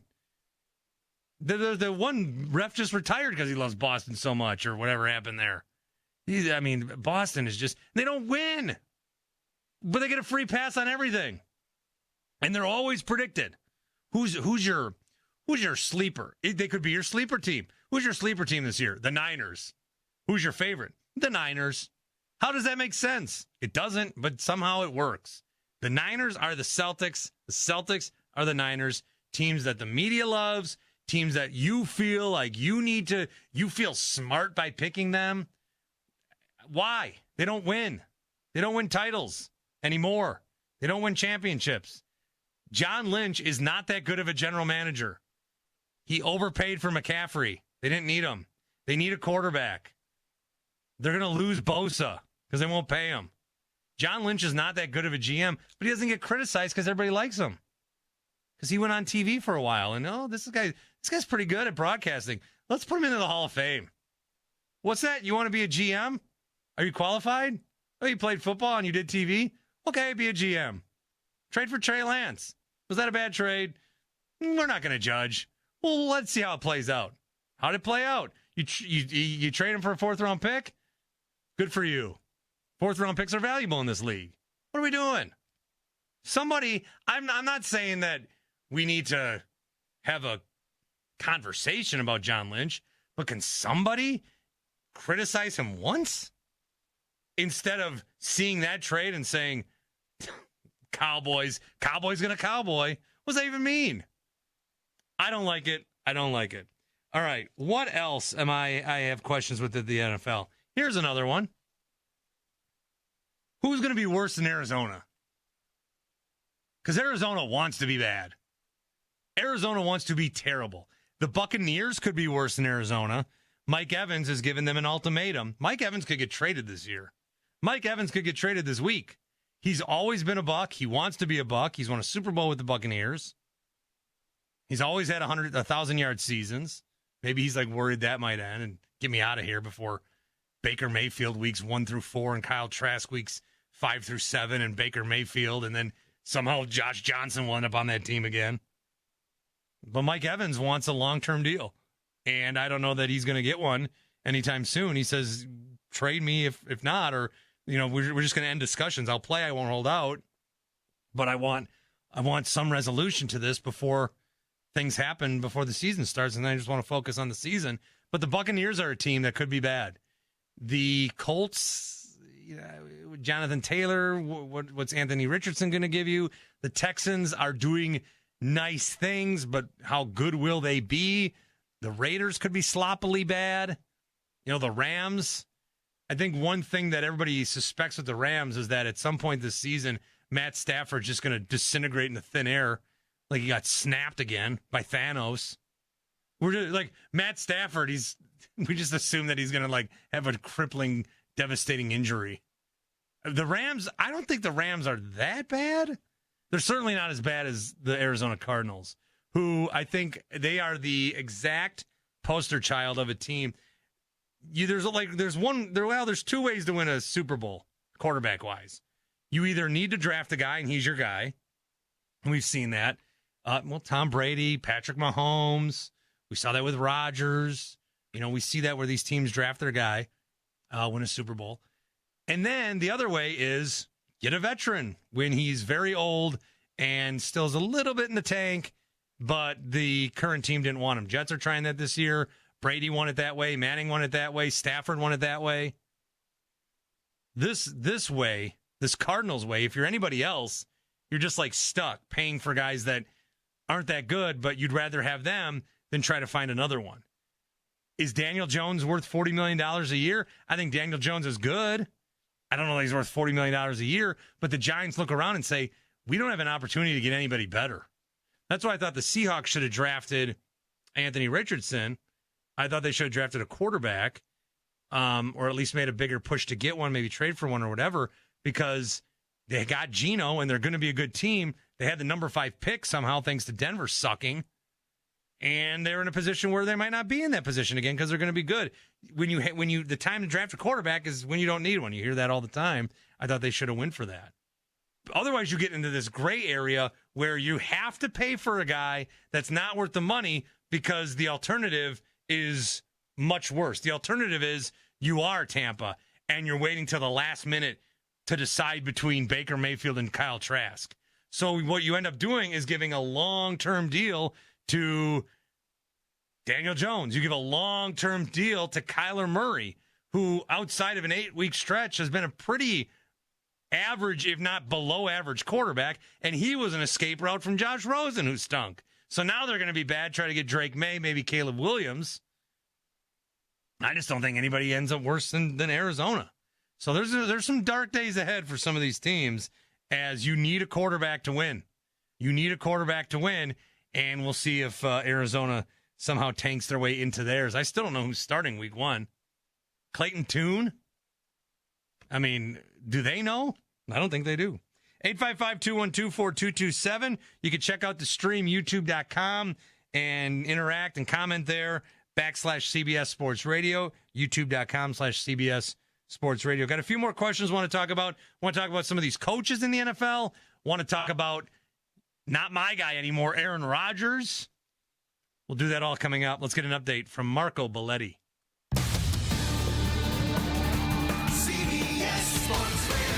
Sports Flash. Well, Bart, the ACC is headed west as 3 schools have now been added with Cal, Stanford, and SMU. Brings the conference up to 18 schools. Also leaves the Pac-12 with just Oregon State and Washington State as they continue to look for a new home, but that's not going to be in the ACC. Plenty of action on the field this weekend. That includes Colorado kicking off their season with 17th-ranked TCU on Saturday afternoon. New head coach Deion Sanders feels like his club is ready. They came here because they wanted the light, they wanted the smoke, they wanted the attention, they wanted the focus, they wanted the love. But also you got to understand there's an opposite of that as well that you got to be willing to accept when you want all and desire those things. These kids are ready. So I like what I see on a daily basis. I really do. NFL, Mike Evans has given the Bucs a deadline, week 1, to get a new contract done. He wants a long-term deal. He's in the final year of a 5-year contract at $82.5 million. He's indicated he'll leave in free agency after the season if that deal is not done by September 9th. Jamal Adams won't be there for the Seahawks week 1. He missed almost all of last season with the torn quad. He still hasn't practiced since being taken off the PUP list. That was back on August 24th. 1-game final in the Bigs. Cubs too much for the Reds 6-2. That's game 1 of 2. Cody Bellinger went deep and drove in 3. I'm Marco Belletti. Looking for CBS Sports Radio online? Your favorite hosts and the best sports content and entertainment are available 24/7 on social media and YouTube, and in the palm of your hand with the free Odyssey app. CBS Sports Radio.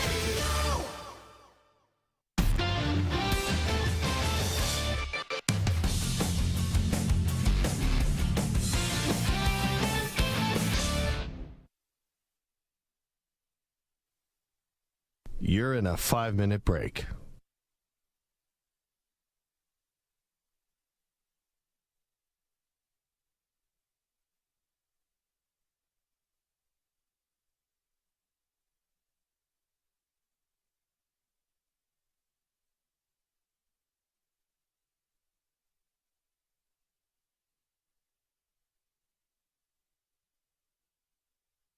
Four minutes, 30 seconds remaining.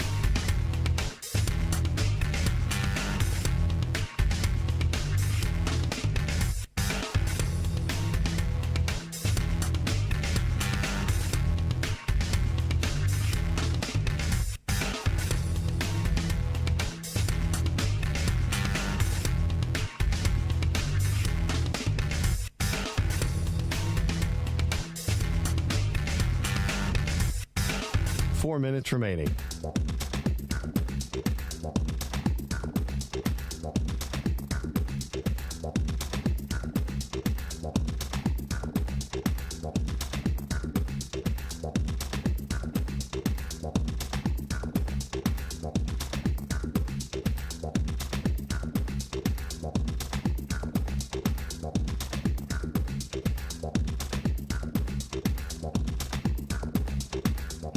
Three minutes, 30 seconds remaining.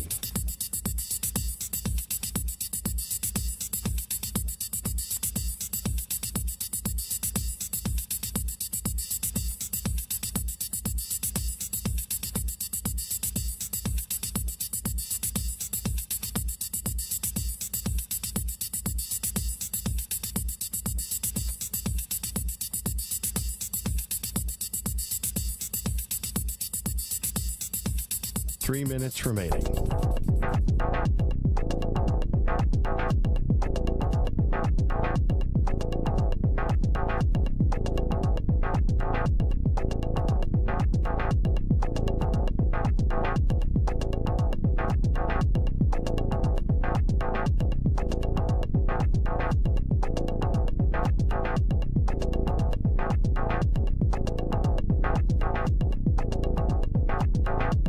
Two minutes, 30 seconds remaining.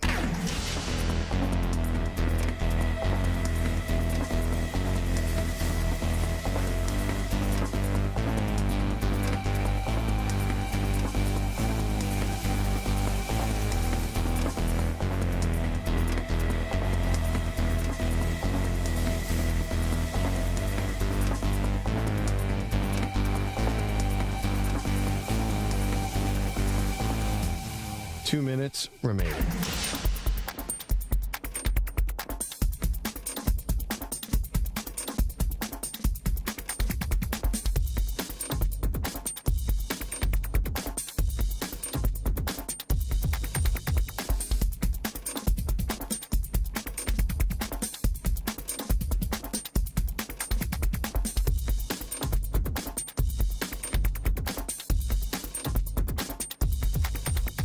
One minute, 30 seconds remaining.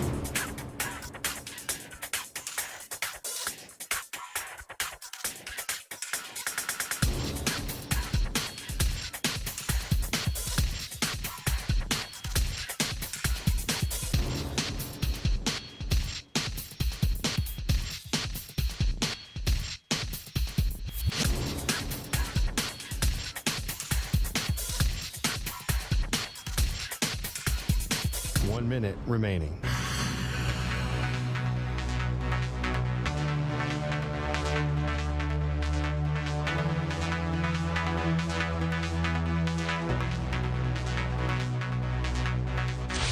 Five seconds remaining.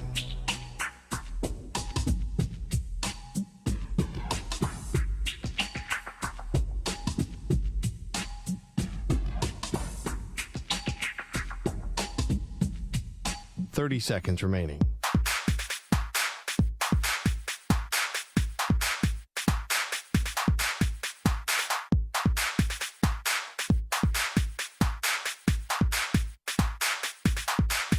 Fifteen seconds.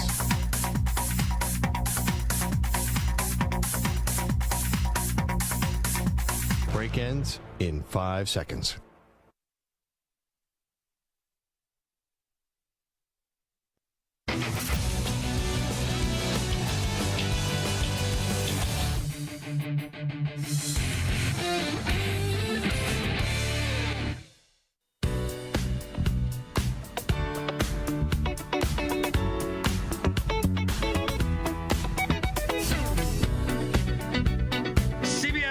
Radio. How's everybody doing on this Friday, Labor Day weekend? And the first, I don't know, it's September? Is it fall? It's going to be like 95 degrees where I'm at, so it's not quite fall weather yet. Oh, man, but it's football season. I don't care. It is football season. High school football's been underway for a few weeks. College football, we had our little sampling of week 0. We got a real bonkers Thursday night. Now we're getting into some good action this weekend. NFL. I don't know. I mean, it's nice for college that the NFL took a week where they don't do anything, but it is weird. They do all these cuts and then they just go on vacation. I mean, sure. They deserve it too. They're going to work 18 weeks. Well, they have a bye week. But, I mean, it is nice. So it's Labor Day weekend. It's still like it's that last weekend of summer. So maybe we can hold off on our football, our NFL football, for a few more days. Lions and Chiefs, Thursday Night Football. 855-212-4227. Let's talk to Jason, who is in Cleveland. What's up, Jason? Hey, thank you. Appreciate it. Talking about the Cowboys, just to throw a couple pennies in the well, they would have not won a single Super Bowl if it weren't for that trade.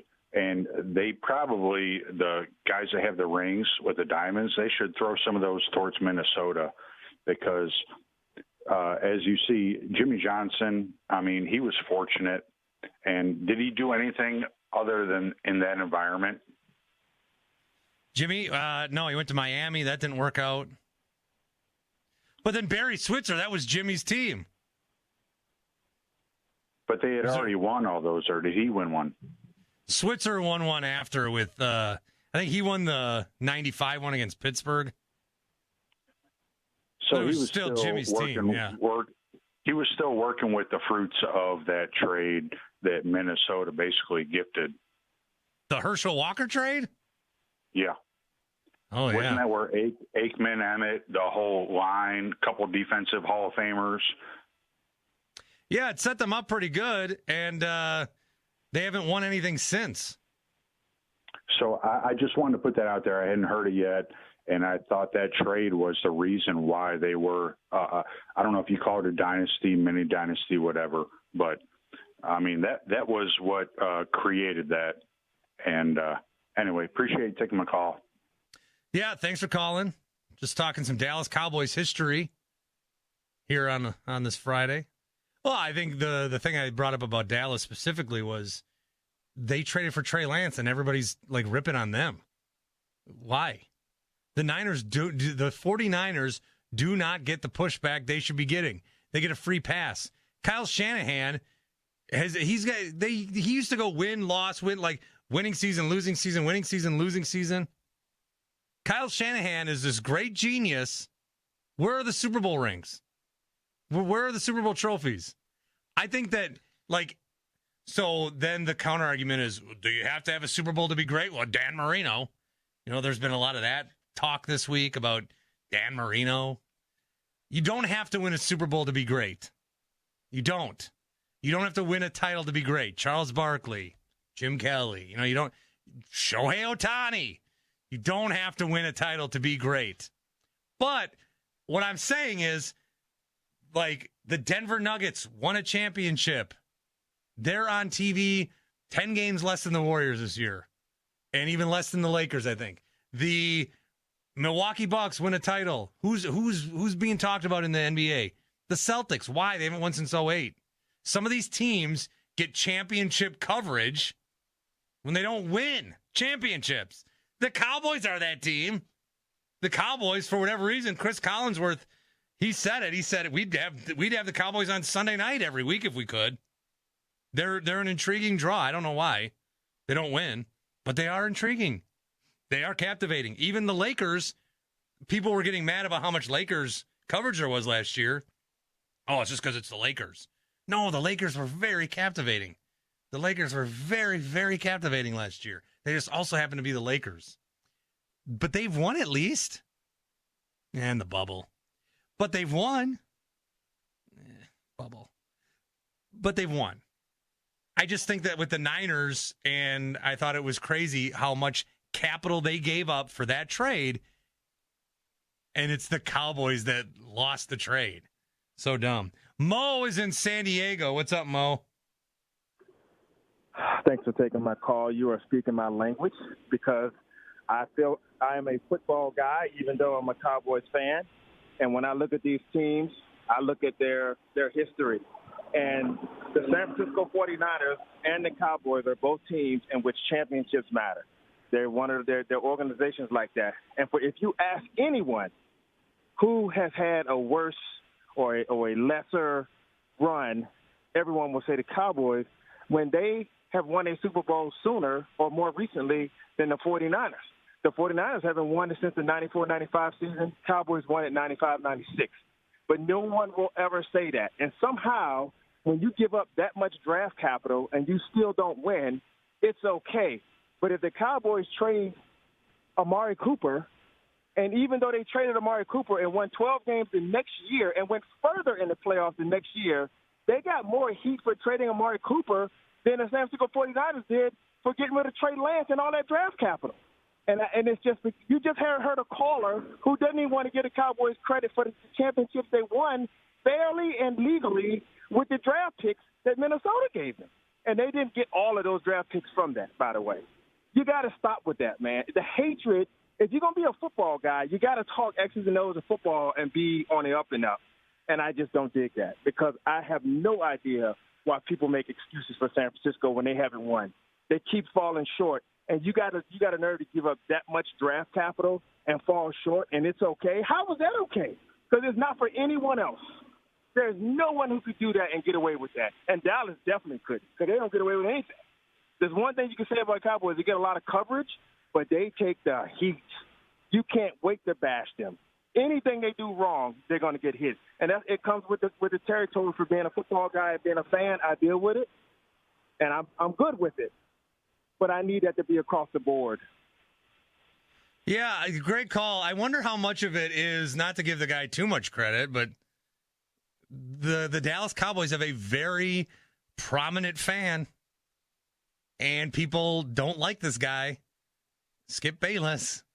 And then he's had co-hosts that are very good at agitating him on either network.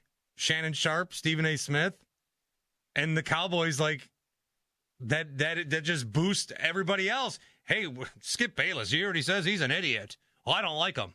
He likes the Cowboys? Well, and I don't like them because, I know a lot of people don't like the Cowboys. I mean, I grew up, I'm a Packers fan.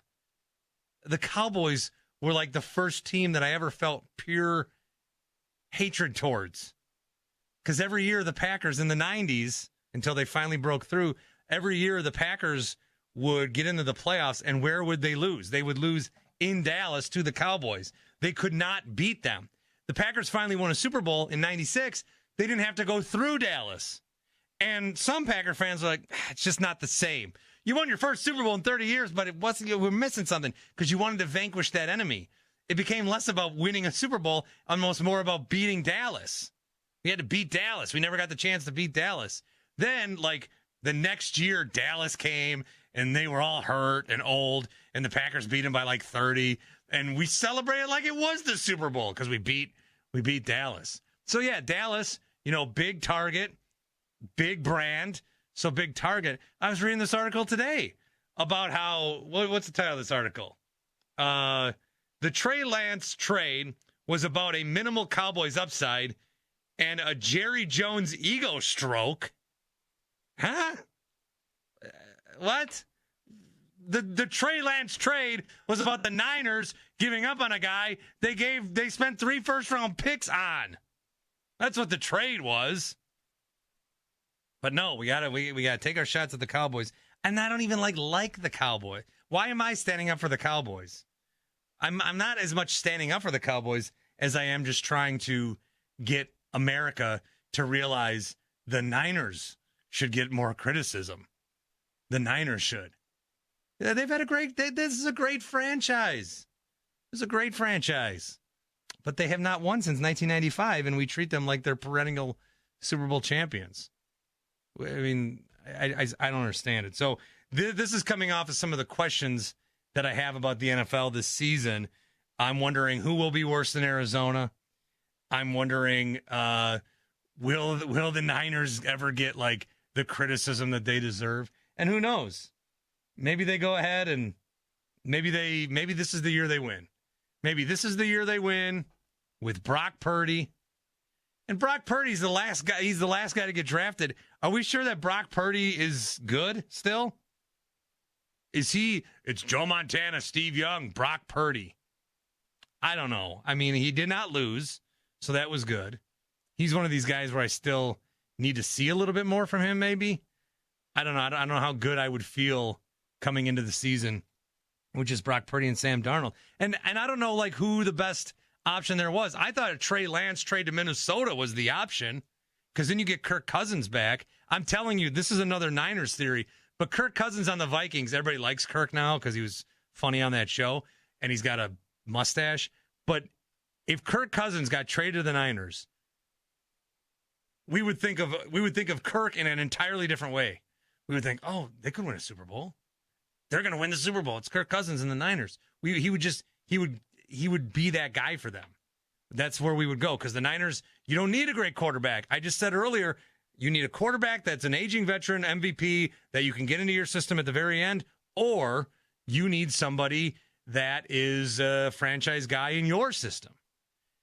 The Niners are trying to do that with just some dude they drafted with the last pick, but they have all these skill. They've got Christian McCaffrey. They've got George Kittle. They've got Brandon Ayuk.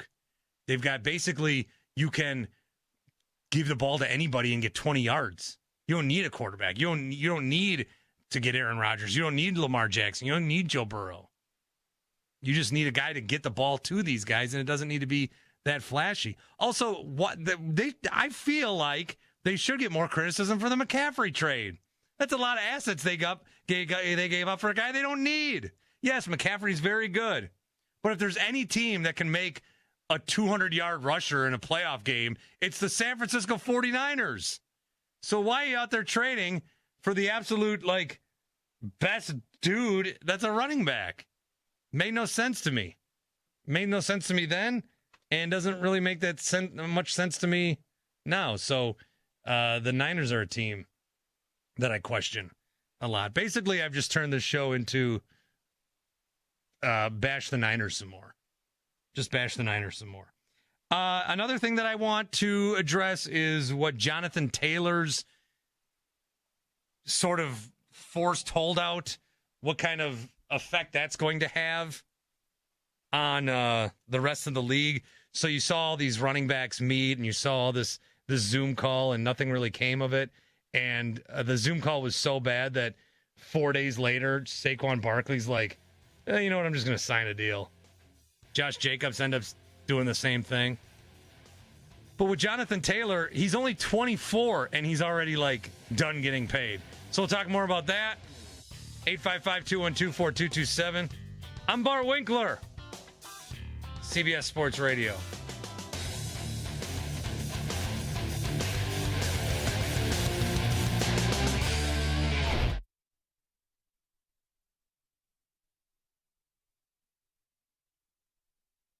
You're in a 5-minute break.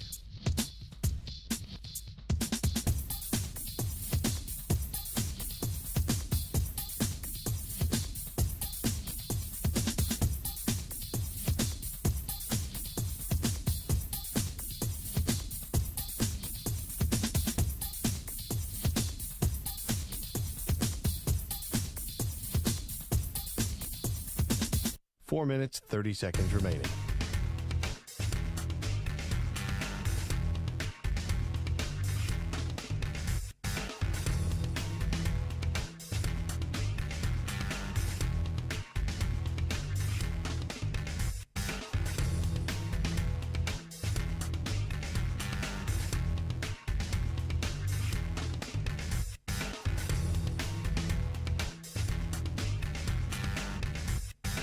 Four minutes remaining.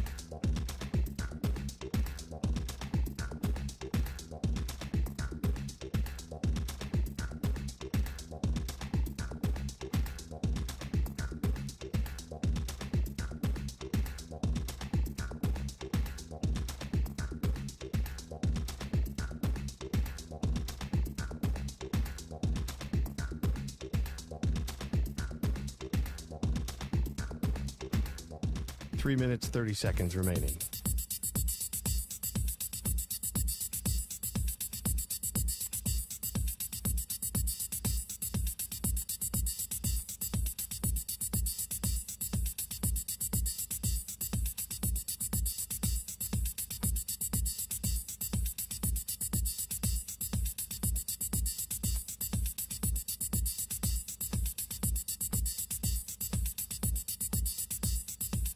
Three minutes remaining.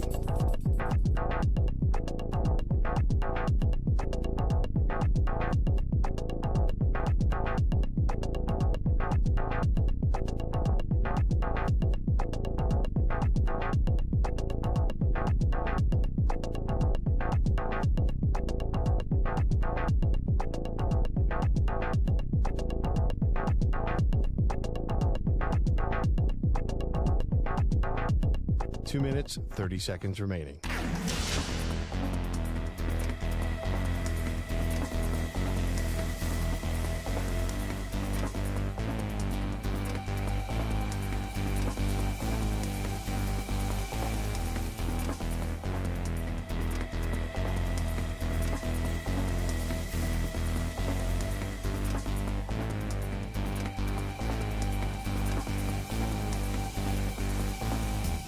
Two minutes remaining.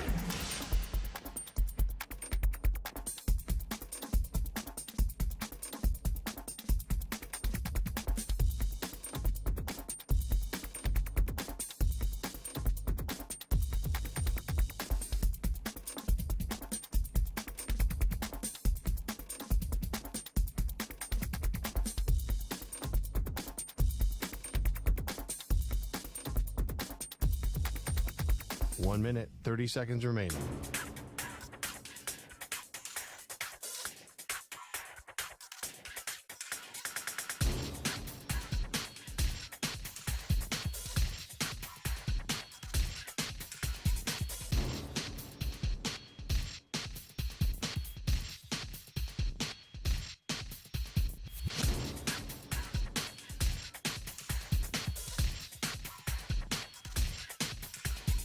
1 minute remaining.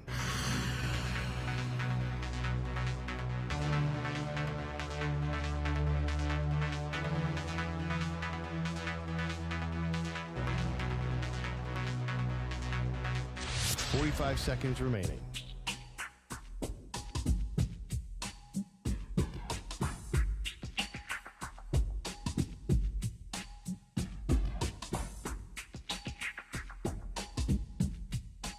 Seconds remaining.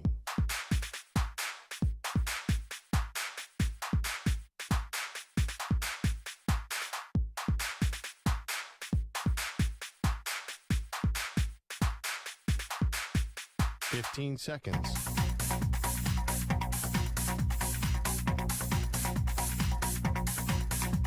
Break ends in 5 seconds.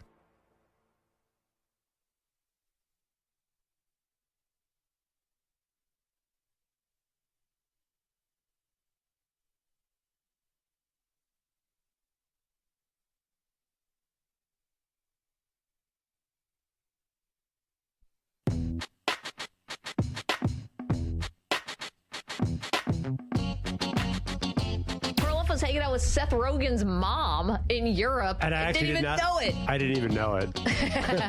Wait, what should we email Seth Rogen's mom? Can we do this all as a show? Can we have her? Is that your Seth Rogen impersonation? You sound like Beavis and Butthead. So we have to figure out what do we want to write to Seth Rogen. Let's ask Seth to come on the show and talk to the Weeder. He would be like their Pied Piper. She's going to get him to do a cameo. That's what's going to end up happening. Where are we going to pay? What a deal. Way to know people in high places. She'll get the 25% off discount. I know what the cameo would say. Be, hey, I heard you were on a cruise with my mom. Cool. And that costs $600. They are Maggie and Perloff on CBS Sports Radio.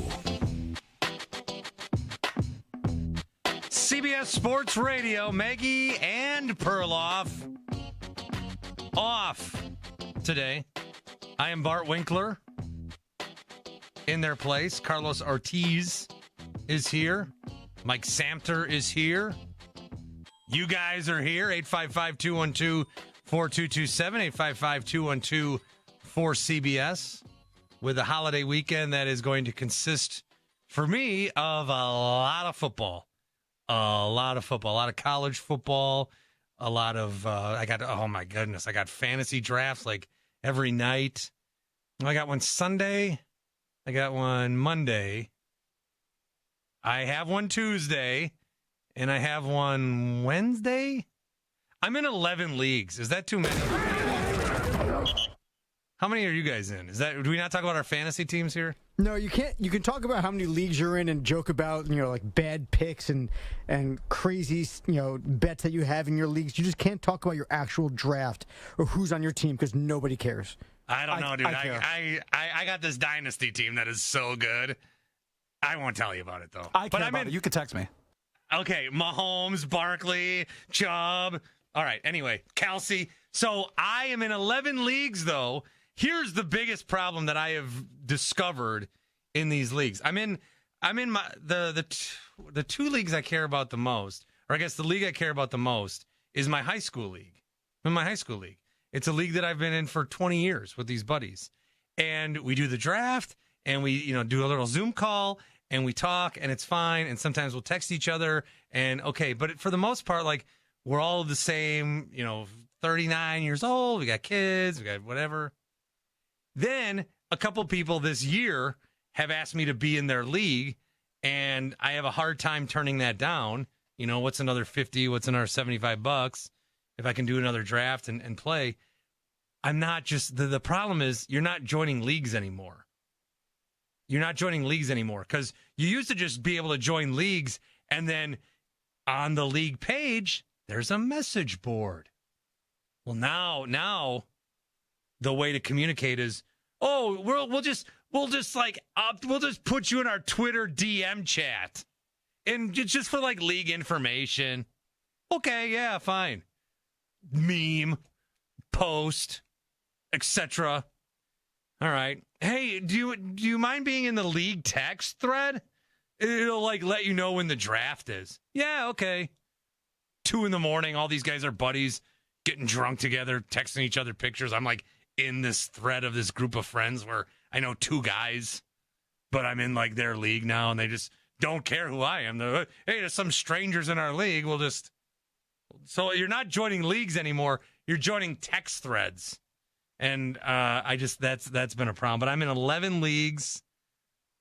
Give it a life. But you know what? You know what is the benefit of that is, like I was talking to my brother, he's in 1 league. And so he's pouring over, like, what do I do at the turn? What do I do? What do I do with the 4 pick? I'm just like, I don't care, man.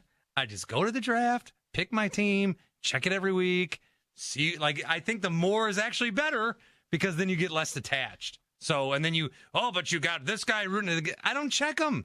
I check him at the end of the day because then I play my daily fantasy and get super invested into that. And that takes precedent. So I have conquered fantasy football. How many leagues are you guys in? I'm in 23. No, you're not. That's why I had the dramatic pause there. I'm in 23 leagues. So I've been drafting for like a month. I'm in 11. I thought I won. Well, all right. So a little backstory. I have a problem. Fantasy sports is the only reason I'm in this industry now. Like all I do is play fantasy sports, mainly with friends and coworkers. But I'll be in some random public leagues just to flex my knowledge, and it brings me no joy to trounce them. But I will trounce them. 20? Do you win? Yeah, I win. I win a lot more than I lose at. So it's almost like a job. Well, no, you do what you say. You pick your team, and then you check it once a week. Like, it's not that much effort. Once you draft it, you're pretty much just, all right, dedicate like half an hour a day. Like, no, but you're getting, and call it a day. You're making money like it's a job. That is true. Well, I mean, all right, half of them are probably paid leagues. The other ones are like for fun leagues, like bragging leagues. But, I get paid with, mental equity. I just get paid to shame people. No, those don't count. You gotta. When you say how many leagues you're in, you got to chop. All right, those so then I'm in 12 paid leagues. Okay, see, that's about where I'm at. Yeah, I will not join a league if it's free. Yeah, but see, I don't know. Being in more than like 3 or 4 leagues, it makes no sense because inevitably you're going to have basically every single player in the NFL on all 11 of your leagues. So you prioritize your teams. And then every week you're going to be going up against a guy that you have on your team. Like, how do you root for anything? You root for everything. Oh, that's awful. No, watching Red Zone. Yeah, watching Red Zone's awesome because every time they go to a new game, it's like, I have that guy. Yeah, but you also like, I have that guy, and I'm going against him 3 times also.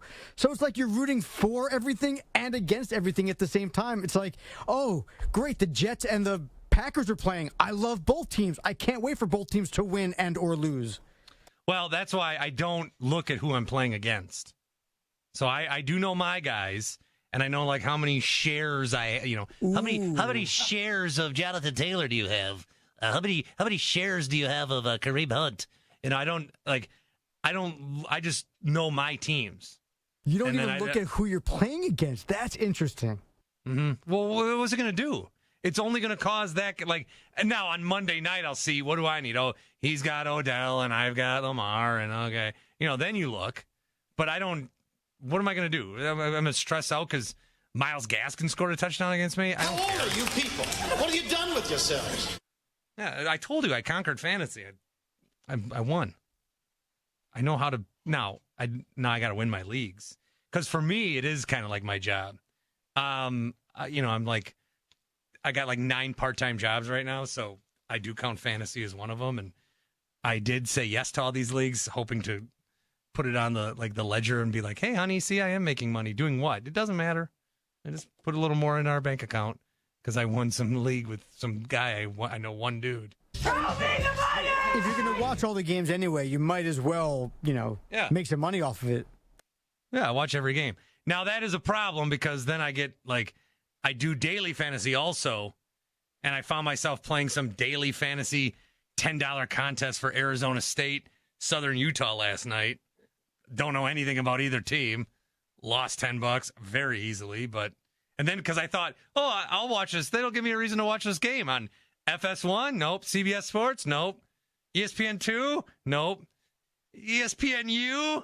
Nope. Oh, is this a Pac-12 game? Nobody gets those. ESPN the Ocho, maybe? Not even that.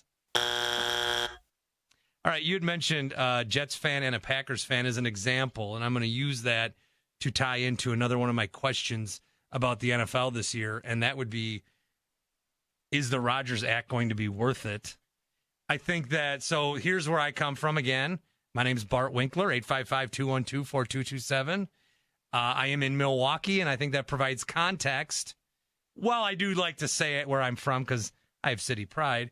I also like to say that I'm a Packer fan, and I've experienced Aaron Rodgers for 18 years, and we did get a Super Bowl, and that was so awesome to get a Super Bowl. At the end, it kind of got annoying. The Packers became a team that was built to lose the NFC Championship game. That was their destiny. They weren't going to win another Super Bowl. Didn't matter what was going to happen. There were 30 things that happened. An onside kick against Seattle. Tom Brady throws 3 interceptions and a half in Lambeau Field. Packers still lose to him somehow because Scotty Miller's wide open at the end of the half. It's a cornerback who never played again. So it was never going to happen. But what happened was when you watch your team, so I'm going to use who's an example? Who's an experienced quarterback in a team for, how about, you know what? I'll just use Patrick Mahomes. Okay, that's kind of an interesting one because Patrick Mahomes is on TV and he does have a brother that is always doing something stupid. You can't just watch Aaron Rodgers and give him 3 hours of your week. And with Patrick Mahomes, you can't either because, he's a celebrity kind of now, and he's, doing interviews, and he might be in a golf event, and, his brother did something stupid. But it's still okay, what I'm saying about Rodgers is he is a complete and utter time suck of your life. So for that to be worth it, you either really need to love Aaron Rodgers or the Jets need to be really, really good.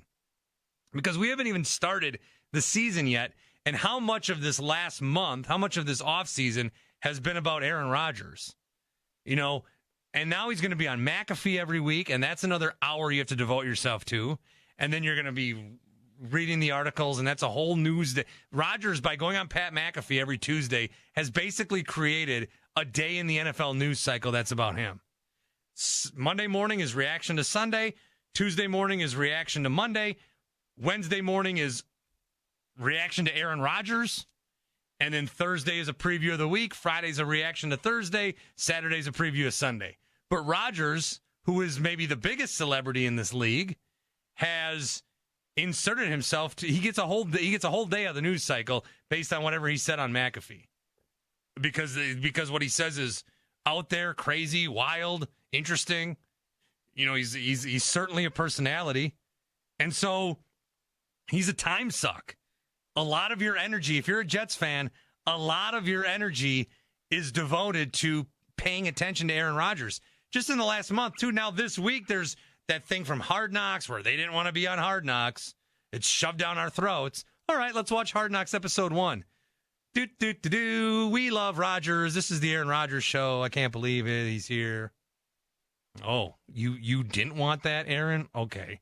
Now this whole week it's about, Jihad Ward's making stuff up. No one was cheering. That. It's a whole story. Remember the Sean Payton thing where he's like, man, whoever was here last, Nathaniel Hackett, this is the worst coaching job ever. All of a sudden that turned into an Aaron Rodgers story. You keep my coach's name out of your mouth. All right, Aaron. I mean, not every story has to somehow funnel back to you. And so the question is it going to be worth it? Is it going to be worth it for Aaron Rodgers to be the quarterback of that team because he is a celebrity and he is a time suck and he does take up a lot. So good luck to Jets fan. Who's the Jets fan? I'm the Jets fan, Samter. Okay, Samter. All right, Mike. Who? The Jets? How is it going? How is it going now that I had this thing for so long and you're taking care of it now? How is life with Aaron Rodgers? So far, so good. I have no complaints yet. This Aaron Rodgers that we're seeing in New York seems like a different Aaron Rodgers than we've seen for his entire career. The same Aaron Rodgers that like, Greg Jennings couldn't stand and half his teammates couldn't stand. And, we had Romeo Dobbs on the show last year. He's like, I've never hung out with Aaron Rodgers in my life. This seems like a different Aaron Rodgers. Maybe it's the darkness retreat. Maybe it's the ayahuasca. He seems chiller. He seems more laid back. He seems less of a D-bag. He just seems just maybe a little older, a little bit more mature. So I'm okay with him for now. Don't be a freaking weirdo. However, to short leash, Jet fans were so starved for a winner and an actual quarterback. Like, our quarterbacks are Vinny Testaverde and Mark Sanchez and Chad Pennington and Kenny O'Brien. Like, that's our Mount Rushmore. All right, we can use a little Aaron Rodgers. So for now, we're handling it and we're okay with it. Well, it's the perfect marriage. It really is. It's a guy who commands attention and a Jets fan base who is starved for anybody decent to be quarterback. And then Rodgers. The reason it's a different Rodgers is because this isn't him. He is. I've always called Aaron Rodgers a personality chameleon, where whoever he's with, he adapts to that person. And I think girlfriends and wives aren't really, so I think one thing, but I'm still going to say it. When he was with Danica Patrick, he was like super into workouts. And when he dated Olivia Munn, he was like super into nerdy stuff. And when he dated Shailene Woodley, he was like super into taking vacations and doing drugs. Big shout out to all the women backing up the fellas. Yeah. So, yeah, I'm not joking. So that's what Rodgers is. When there's certain teammates that came through, and all of a sudden he's adapting to them. Now he's in a situation where he is like, the Packers needed to move on because he became bigger than the Packers. He's bigger than the Jets. His own coach is still fanboying over him. His own coach. At some point, there's going to be a need. We saw it in one of the episodes of Hard Knocks where Robert Saleh finally said something like, hey, offensive line, you guys are terrible. You suck. You're bad. Is there going to be a moment with that on Aaron Rodgers? Can he stand up to Aaron Rodgers? The thing with Robert Saleh is, a lot of these coaches, they look at their quarterback and they have to yell at him and they say, yell, yell, yell. And the quarterback's like, yes, boss. Robert Saleh, if there's ever a moment where he needs to confront Rodgers, you know that the night before he's going to be in his mirror, trying to psych himself up. The morning of, he's going to practice it over with his wife. Okay. And then I'm going to tell Aaron, I'm going to say, Aaron, you can't check out of our plays so much. How do you think he'll react, honey? Like he is. So it will work if he wins. But you look at that schedule and you look at some of the problems they've already had. I watched that preseason game. Rodgers looked bad. And then he threw a beautiful touchdown that only he can throw. And there's the rub. There's what you're going to get. So you're sacrificing. So there's going to be a lot of moments where you're frustrated. And watching football won't be as fun. It won't be as fun because he's going to take the clock down to 0 all the time. He's going to call timeouts. You're going to watch. There'll be like one drive a game that there'll be multiple commercial breaks in. Either a quarter will hit or a timeout, or he'll call 2 timeouts. And it's just going to be like stop, start, stop, start, stop, start. It'll all be worth it if they win. But I'm saying the Aaron Rodgers experience is not something that I miss. I think you Packers fans are a little bit maybe jaded because you've had such success for such an extended period of time. We're used to the butt fumble and Sam Darnold seeing ghosts on the sidelines. So, maybe the game going a little bit slower might be annoying, but, we've seen worse. I think yeah. That's why they're perfect for each other. And that's why, the Jets, this was the right team for him to go to. And even if the Jets do start, let's say 1-3, there's going to be a lot of excuses, and you're still going to hold out hope. And Aaron Rodgers gives you that hope. Now, what Aaron Rodgers are we going to see? He won an MVP not too long ago. He also was pretty pedestrian last year, broken thumb. How much did that play in? So it will be interesting. But that's one of my questions. Will the act be worth it? Because there is a lot of time that you have to invest into Aaron Rodgers. He will take up your time. 855-212-4227, 855-212-4CBS. In for Maggie and Perloff, I'm Bart Winkler, CBS Sports Radio.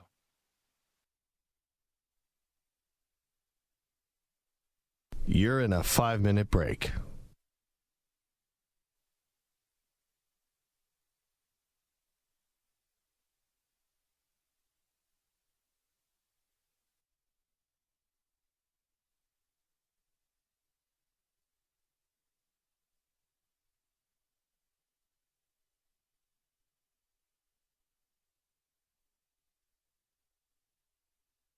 Four minutes, 30 seconds remaining.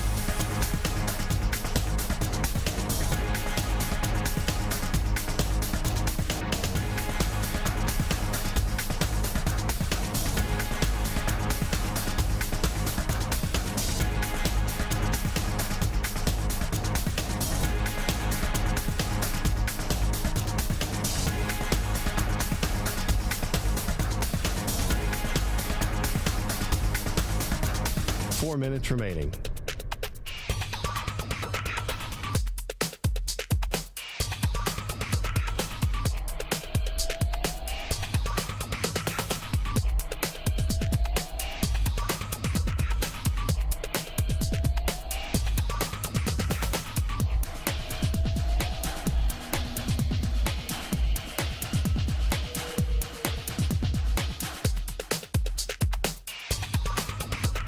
Three minutes, 30 seconds remaining.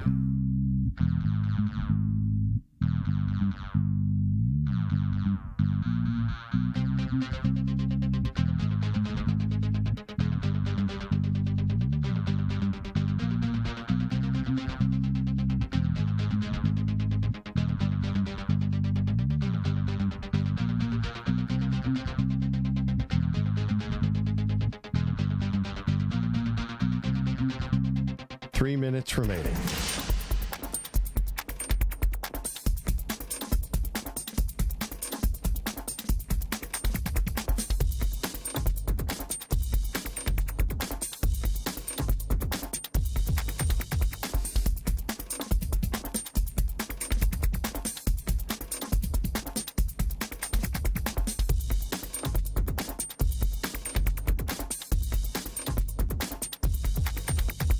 Two minutes, 30 seconds remaining.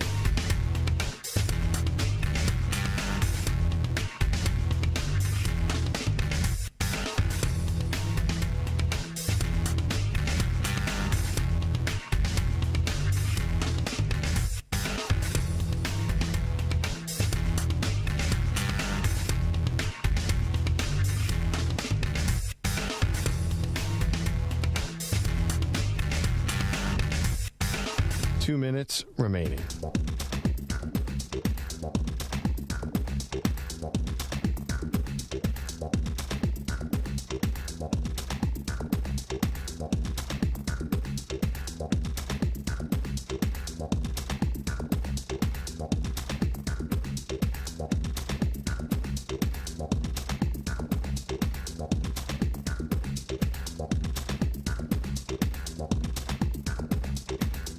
One minute, 30 seconds remaining.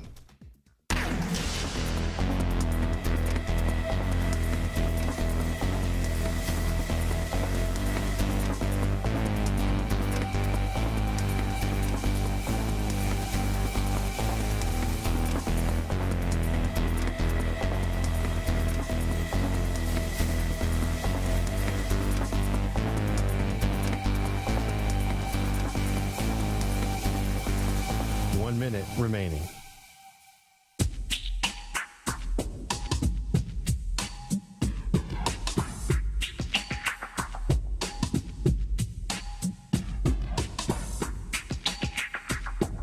.45 seconds remaining.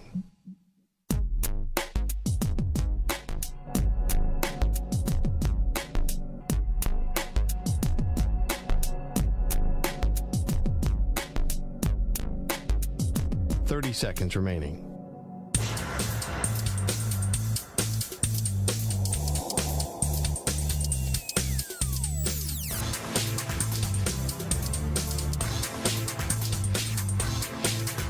15 seconds.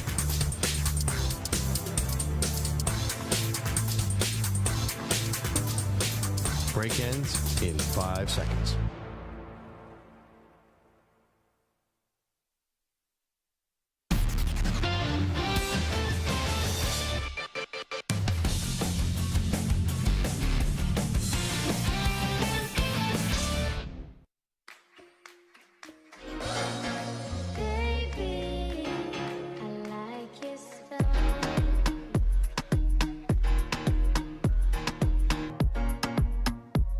CBS Sports Radio, Maggie and Perloff in for the duo.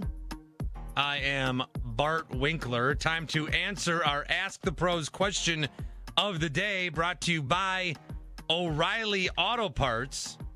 You can submit your question by tweeting at CBS Sports Radio or at Maggie and Pearl and use the hashtag Ask the Pros. Remember, think O'Reilly Auto Parts for all your car care needs. Get guaranteed low prices and excellent customer service from the professional parts people at O'Reilly Auto Parts. The question comes from our YouTube chat today. Again, youtube.com/CBS Sports Radio. And it's from Craig. The Ask the Pros question is Red Zone worth the money? I would say depends on how much of the money it's going to cost you. I do like, so I've been a DirecTV subscriber for many years. I don't know where everybody subscribes, but I had Sunday Ticket, or I would want to have Sunday Ticket. Their setup, I did not like. So what they used to do was they would charge you $300 for Sunday Ticket. And then if you wanted, so for Sunday Ticket, it was $300. And that's okay. I mean, if you're out of town, that's what, there's 18 weeks. You're paying like $18 a game. Like, I think $300 to get every game. All right. Sure. 6 months. But then if you wanted Red Zone, you had to go to NFL Sunday Max. And it was another $100. And you were getting Red Zone and then this awful channel called Fantasy Zone, which was like Red Zone, but a round table with people talking. And I never watched it. So you're paying $400 for Red Zone channel. Not worth it. Now DirecTV, they scrapped their version of Red Zone. They've just added the only Red Zone left, the Scott Hansen Red Zone, to their sports package or to their normal package. And so now instead of paying $400, I'm like getting it for, I'm still paying my cable bill, but for free. If you want to do like the NFL Plus app, I think anything under, I would like, I would pay $20 a month for Red Zone. I would pay $20 a month for 4 weeks, so $5 a week. Yeah, sure, I'll pay $5 a week to see NFL Red Zone. Now, there's some people that don't like watching NFL Red Zone. And, after watching like a full day of Red Zone, it is nice to just kind of sit back and watch a game at night. It's not that I like to watch NFL Red Zone. It's that I need to. I need to know what's happening at all times in football. I can't, I've got a kid's birthday party that goes till 1. I'll DVR the game, and then I'll start the game. I cannot do that. And I can't just miss I need to know, when my team plays during the noon slot, it's awful. It's awful. I hate that. Let's play at 4 o'clock Eastern when the only other game is Rams-Broncos and nobody cares about it. So it is worth it if it's not $400 like it used to be. 855-212-4227. Jason's in Columbus. What's up, Jason? Okay, a couple things here with this San Francisco trade with the Cowboys. Number one, shame on San Francisco. The kid was a first-round draft pick. He's trying to get himself seasoned into the NFL from playing college ball still. Shame on San Francisco. But if you also look, shame on the Cowboys. Shame on Jerry Jones. And I am a Cowboys fan, diehard, since I was a kid. Shame on the Cowboys. You have Dak Prescott, who is the Cowboys' QB1, okay? You have Cooper Rush, who is an absolute winner across the board. Every time the guy steps onto the field, he's out there, he's playing to win, he's proven himself time and time again. He gets bumped down to QB3, and then they put Trey Lance into the QB2 spot without even proving himself. Okay? He's having a rough time during the preseason. Why are you putting it, and this is what Cowboys fans are mad about right now, and I've been watching the threads on social media and everything else. This is what Cowboys fans are mad about, is because you've got Cooper Rush now at the QB3 spot when every time he has had to come onto that field for Dak Prescott, who is that's Jerry Jones's boy there, he has stepped in there and he has won games and won games and won games, and he has proven himself. That's why Cowboys fans are mad right now. What is your take on that? So if week one and if week one something happens to Dak, Trey Lance is not coming in that game. It'll be Cooper Rush. Trey Lance, I'm looking at the depth chart here. It's unofficial, Cowboys.com. They don't even have Trey Lance listed. But anywhere else there is a depth chart, I think Rush is still listed as QB2. But again, backup quarterback's an important position. And I do wonder, one of the questions I've been asking lately is, if you polled general managers, where would it rank? If you said, rank every position 1 through 53, where would QB2 fit? Would it be like, look, we have a quarterback, it's top 10 position, man? Or would it be 53? Do you not care about it? Because if your quarterback gets hurt, well, then you're screwed. But the Cowboys did need to rely on Cooper Rush, and he's right, Jason's right, who just called in, is that Cooper Rush won that game against Minnesota. And Rush has been in, and then there was the whole Trey Lance is not going to be the backup quarterback, or he's not going to come into a game. I mean, it would have to be later in the season. He doesn't know anything that's going on in Dallas, and Cooper Rush does. If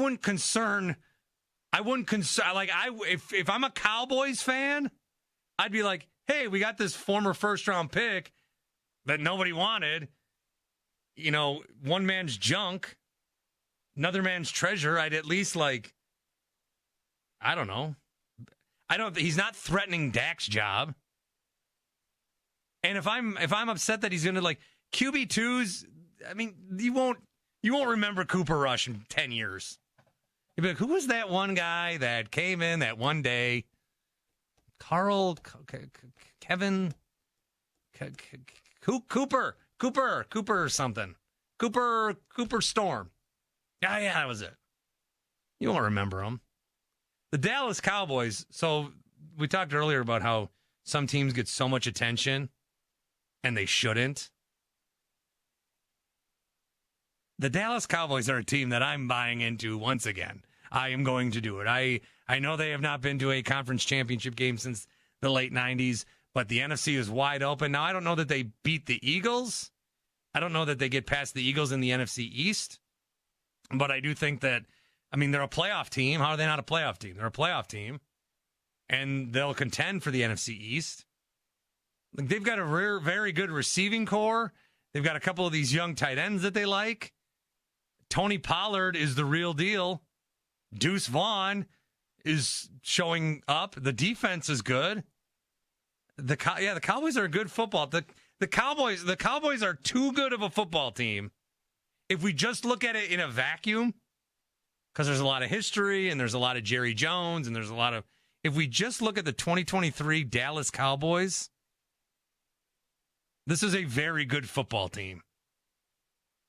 And they're going to ride or die with Dak. I think Dak Prescott is a guy that has shown, Dak's a Pro Bowl quarterback. He is a good quarterback. If you say, who are the top 3 quarterbacks, he's going to land on a lot of people's list when you look at the NFC. I still think that there's another level Dak can ascend to. When I talk about, I've mentioned this list that I have of franchise quarterbacks, and these are quarterbacks that would not get traded. Their teams would not trade them. And I think there's 7 of them. Taking account age, contract, everything. They'd all trade for Mahomes. So Mahomes is one. Josh Allen The Bills are not trading him for Justin Herbert or Lamar Jackson. I think they keep Josh. I think Lamar and Herbert are two of the other guys. I think Burrow's another guy. I think Jalen Hurts is another guy. And then I think Trevor Lawrence gets in there. But Dak's not in there. The Cowboys would trade Dak for any of those guys I just mentioned. They would trade him for Lawrence. They would trade him for Burrow. They would trade him for Lamar. They would trade him for Josh Allen. They would make that trade. I mean, you thought they were going to be locked into Cooper Rush. They traded for Trey Lance. But again, that's another, I mean, and the Cowboys fans, look, I'm trying to defend you from the NFL that wants to attack you. You guys can't create that in your own house. You're way too good of a football team to be worried about the difference between QB2 and QB3 is, because it's Cooper Rush who's very capable, and then Trey Lance. You guys are all right. If something happens with Dak, we're not writing you off. You're going to be good. You're all right. So let's not worry yet about who's QB2 and QB3. Everything's going to be just fine. 855-212-4227. Let's get another update. Marco Belletti.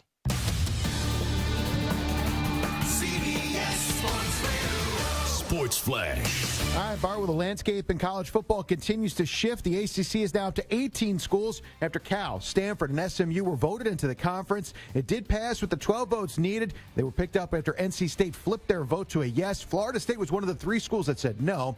As for the Pac-12, they're disappearing conference already. Now 2 schools remain, Oregon State, Washington State, as they continue to look for a new home. However, it will not be in the ACC. Mike Evans wants a new deal from the Bucs, doesn't want to negotiate once the season gets started. He set a deadline September 9th, one day before the opener against the Vikings. He's in the final year of his 5-year contract, $82.5 million. Jamal Adams was taken off the PUP list, but still doesn't practice with the Seahawks, and he's already been ruled out against the Rams for Week 1. Adams missed virtually all of last season with a torn quad. Seattle added safety Julian Love in the offseason, 2 years and $12 million, assuming Adams apparently would not be ready. Checking baseball, 1 game is final, and that was the first of a doubleheader. Cubs too much for the Reds, 6-2, game 1 of 2. Cody Bellinger went deep. He drove in 3. Game 2 comes up about an hour from now. And it wasn't easy, but Team USA remained perfect in the FIBA World Cup. Erased Montenegro 85-73. I'm Marco Belletti.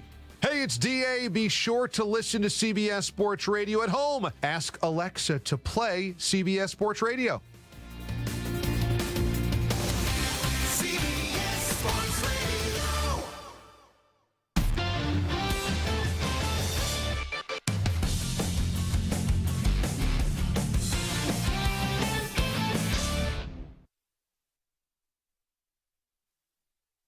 You're in a 5-minute break.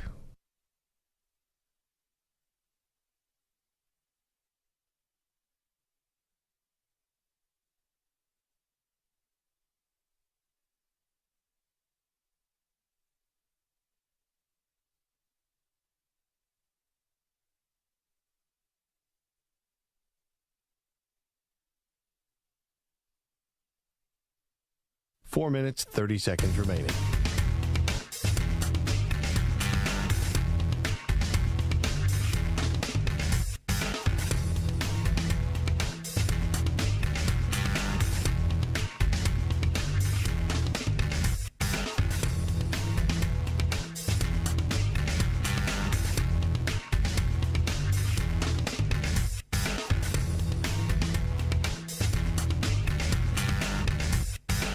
Four minutes remaining.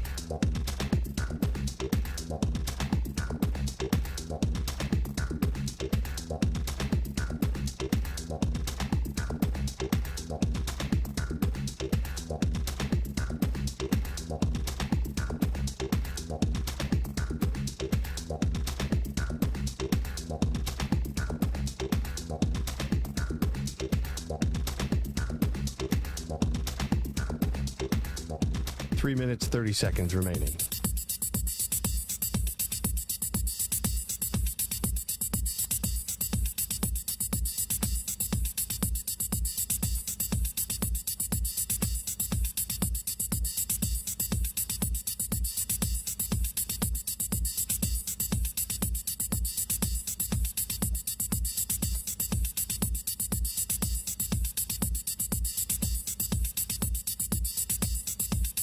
3 minutes remaining.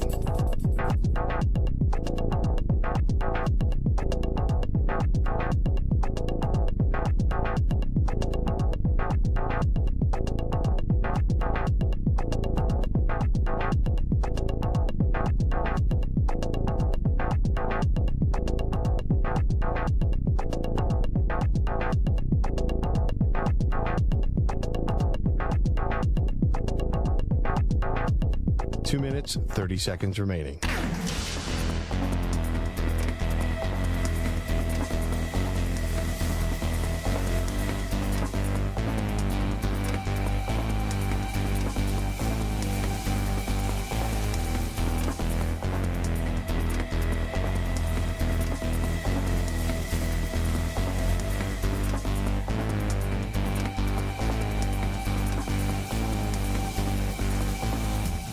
Two minutes remaining.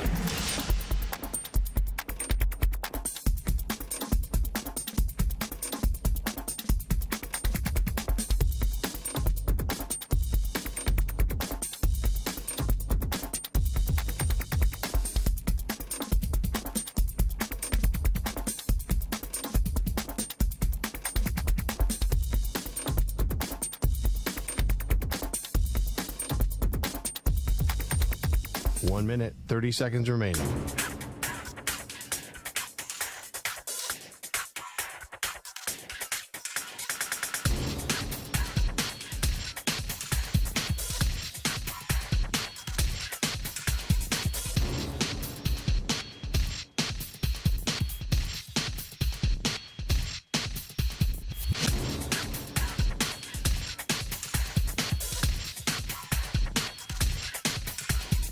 One minute remaining.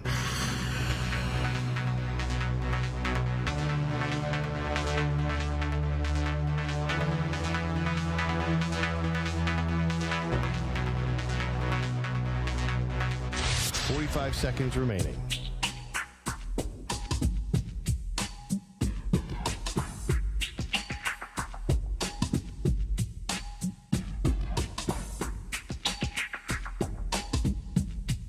Thirty seconds remaining.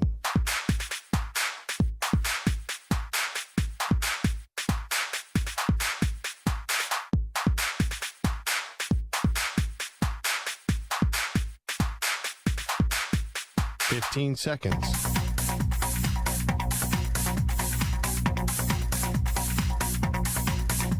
Break ends in 5 seconds.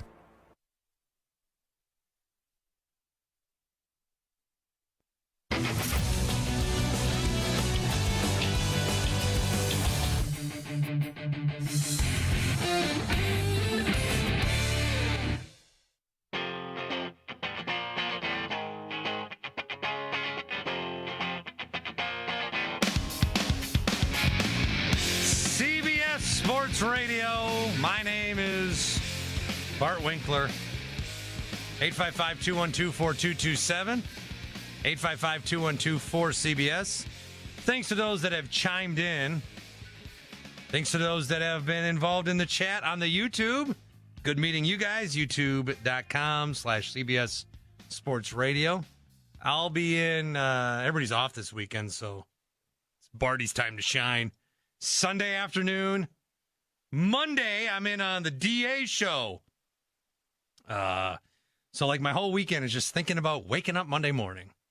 It's a tough life, these morning shows. It is a tough life. This afternoon slot, this is where it's at. The shot of the day today, brought to you by Casamigos Tequila. Casamigos brought to you by those who drink it. Here's the shot of the day. He shoots! This is maybe something I should keep in the back pocket, but we got one time zone too many. Maybe two. Could we get away with a 2 time zone system where we have an Eastern and a Western? Could we get away with that, or would it be... You got to think of the farmers, man. You're ruining everything. Oh, the farmers. Okay, when we say think of the farmers, first of all, that is a tough job, but we're like daylight savings should go away. When the average person thinks of farmers, we think of farmers like the 1840 farmers. Farmers in 2023, drive around some of these farms. These farms are businesses. There's very few like guys that wake up at 4 a.m. and be like, I'm a farmer and I'm all by myself. No, man, it's like Fulton Family Farms and it's like 900 acres. So I'm not anti-farm, okay? But should maybe the farmers think of us sometimes? That's your shot of the day. That's not alienating, is it? I didn't make anybody mad, did I? I mean, if you had Bart goes on an anti-farm rant on your Friday bingo card, I certainly would not have put that on there. So my point is, whenever we say, think of the farmers, we think that these people are just out in the middle of nowhere with no resources, that get up by the sunlight, don't even have like an alarm clock, that get up by the sunlight, work till sundown. This is their whole life. They're working 13 hours a day to keep us fed. And I'm saying that there's been technological advancements that everybody's progressed in the last 150 years, farmers included. AI is going to do all of our farming in like 2 years anyway. No, don't get me started on that. Don't get me started on AI. Everyone's watching these robots jump and dance, and we're like, oh, that's cute. Yeah, you know what's going to be cute is when they're performing surgery on you and doctors don't have jobs. The robots are always learning, Bart. We're not just making learning at all times. We're not just making robots to take your McGriddle order, okay? We're making robots that are going to be scientists and be teachers. We're not. Don't get me started on the robots. What was I talking about? Well, I wasn't talking about anything. I was talking about farmers. I was talking about robots. Were you talking about Big Pharma, as Delta 9 Brian says in the chat? Big Pharma with an F? Ooh, yeah. Big Pharma. Okay. I see that. I get that. Good play on words. I like that. I was talking a little football. There's one more question. One of my questions I had about the NFL. What's very interesting with the NFL is if everyone's predictions, if the consensus prediction comes to form about who's going to make the playoffs in the AFC, then I'll tell you the coaches that will miss the playoffs. Bill Belichick, Mike Tomlin, Sean Payton, Mike Vrabel. You're going to tell me Belichick, Payton, Tomlin, and Vrabel are all going to miss the playoffs? Because I think the average prediction or the aggregate prediction is the Bills and then maybe one of the Jets or Dolphins, maybe two of those three teams in the East. The Ravens will get in. The Bengals will get in. The Chargers will get in. The Chiefs will get in. And Jacksonville will win the South. That's 7 teams. 8. I already threw an 8. So there's no New England there. I didn't even mention Cleveland. You know, what's going on? Is Deshaun Watson going to be good? The AFC playoffs are going to be awesome because even though there are 7 spots, there's like 14 teams that could realistically get into those spots. And so every week is going to be a battle. And then the NFC are going to be like, oh, who made the playoffs? The Eagles, yeah. The Seahawks, okay. The Cowboys, yeah. Who else? The Packers, Lions, Falcons, and Rams. Oh, okay. The Commanders, Giants, Saints, and Vikings. Oh, okay. You know, it's going to be so weird that the AFC conference is just going to be from week 1, like Bills, Jets. There are playoff implications on the line week 1. And then in the NFC, it's going to be like, we started 0-5. We got time. We're good. We can still figure this out. We'll see. 855-212-4227. The big story of the day, I think, is what happened with the former Pac-12 schools. Stanford are now going to be ACC schools. ACC, as of now, stands for Atlantic Coast Conference. Maybe they change it. But what is it? I mean, what does it matter? We might as well just do Conference 1, Conference 2, Conference 3. You know, the SEC, Southeastern, okay. I mean, Oklahoma, Missouri. But it's still that part of the country. The Big 12 is not 12. I don't even know, like, that's such a floating number. There's 4 teams that just came in, and there's 2 that are leaving, and then 3 more are coming. the Big Ten is not going to continue to be like the Big Ten. They changed. Remember, there's an 11 hidden in that logo. Then there's like a 16. Now they have 18 teams. So what are these? The Atlantic Coast Conference? What do you change that to? Or do you just be like, no, we're just the ACC. We stand for nothing. That's just the name of our conference. And the Pac-12 is dead. Unless somehow, some way, Oregon State and Washington State, because the Pac-12 has been around for 108 years.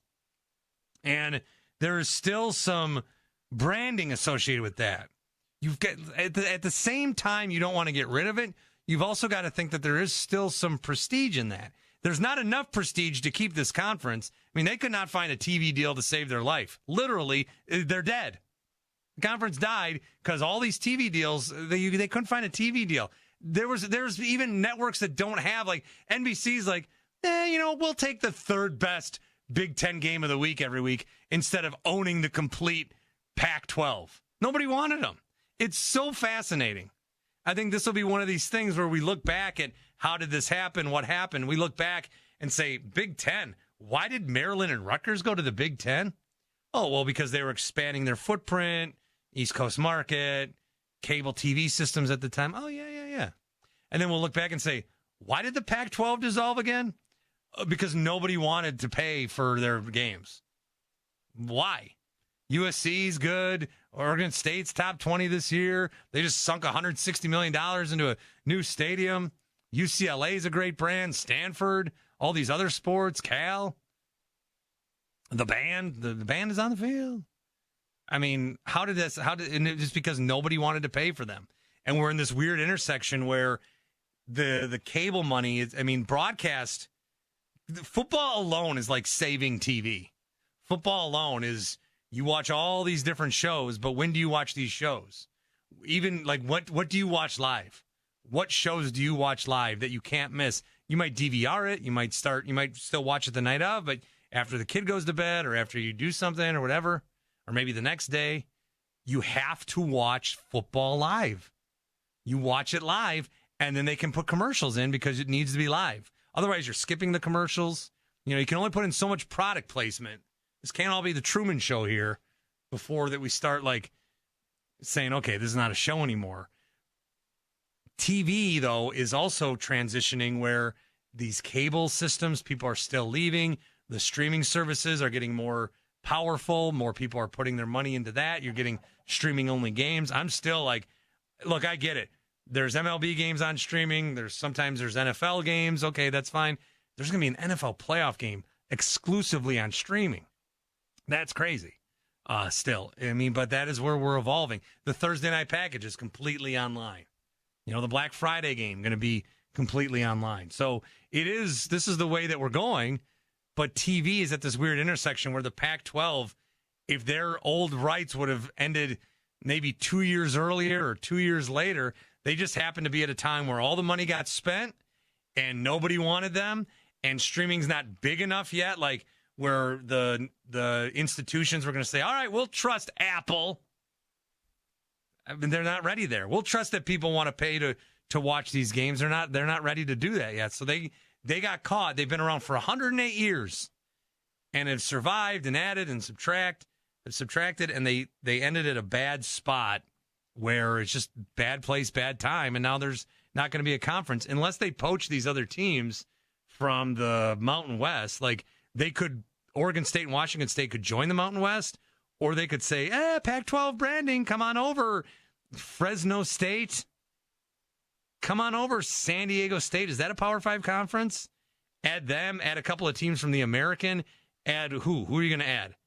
And then you're going to start adding UAB and South Florida and Florida Atlantic and Memphis. Then it's another.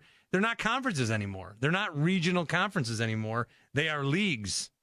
They are leagues that encompass the entire nation. They are spread all throughout the country. They are leagues. Football's at the top of the mind. None of these other sports get any consideration. The amount of money that they're going to get from TV revenue, they're going to put right back into travel. And that's going to be a mess. That's going to be a mess when these kids who we need to remember there's a student in student athlete. Okay? We need to remember that. Really excited, though, as we still get like this final season of whatever college football is. It's going to be a very nostalgic year. The last year of the Pac-12, there's some really good games coming up. Florida State and LSU, that'll be on Sunday night. Very interested in that one, a standalone game. The North Carolina-South Carolina game should be interesting with Drake May. We're going to see Penn State and West Virginia. Should be a good one on Saturday night. TCU and Colorado. Colorado getting prime spots. The big noon kickoff game for Fox the next 2 weeks. Colorado, what's Deion Sanders going to do? Who are these kids on his team? They're a 20-point underdog. And yet we're all going to be watching this game. And don't forget the Confusion Bowl tonight as Miami takes on Miami. Thanks to Carlos Ortiz. Thanks to Mike Samter. Thanks to Maggie and Perloff for taking off. Thanks to the YouTube chat. Thanks to the callers. To the Weedos and the Purple Drinkers. I'm Bart Winkler, CBS Sports Radio.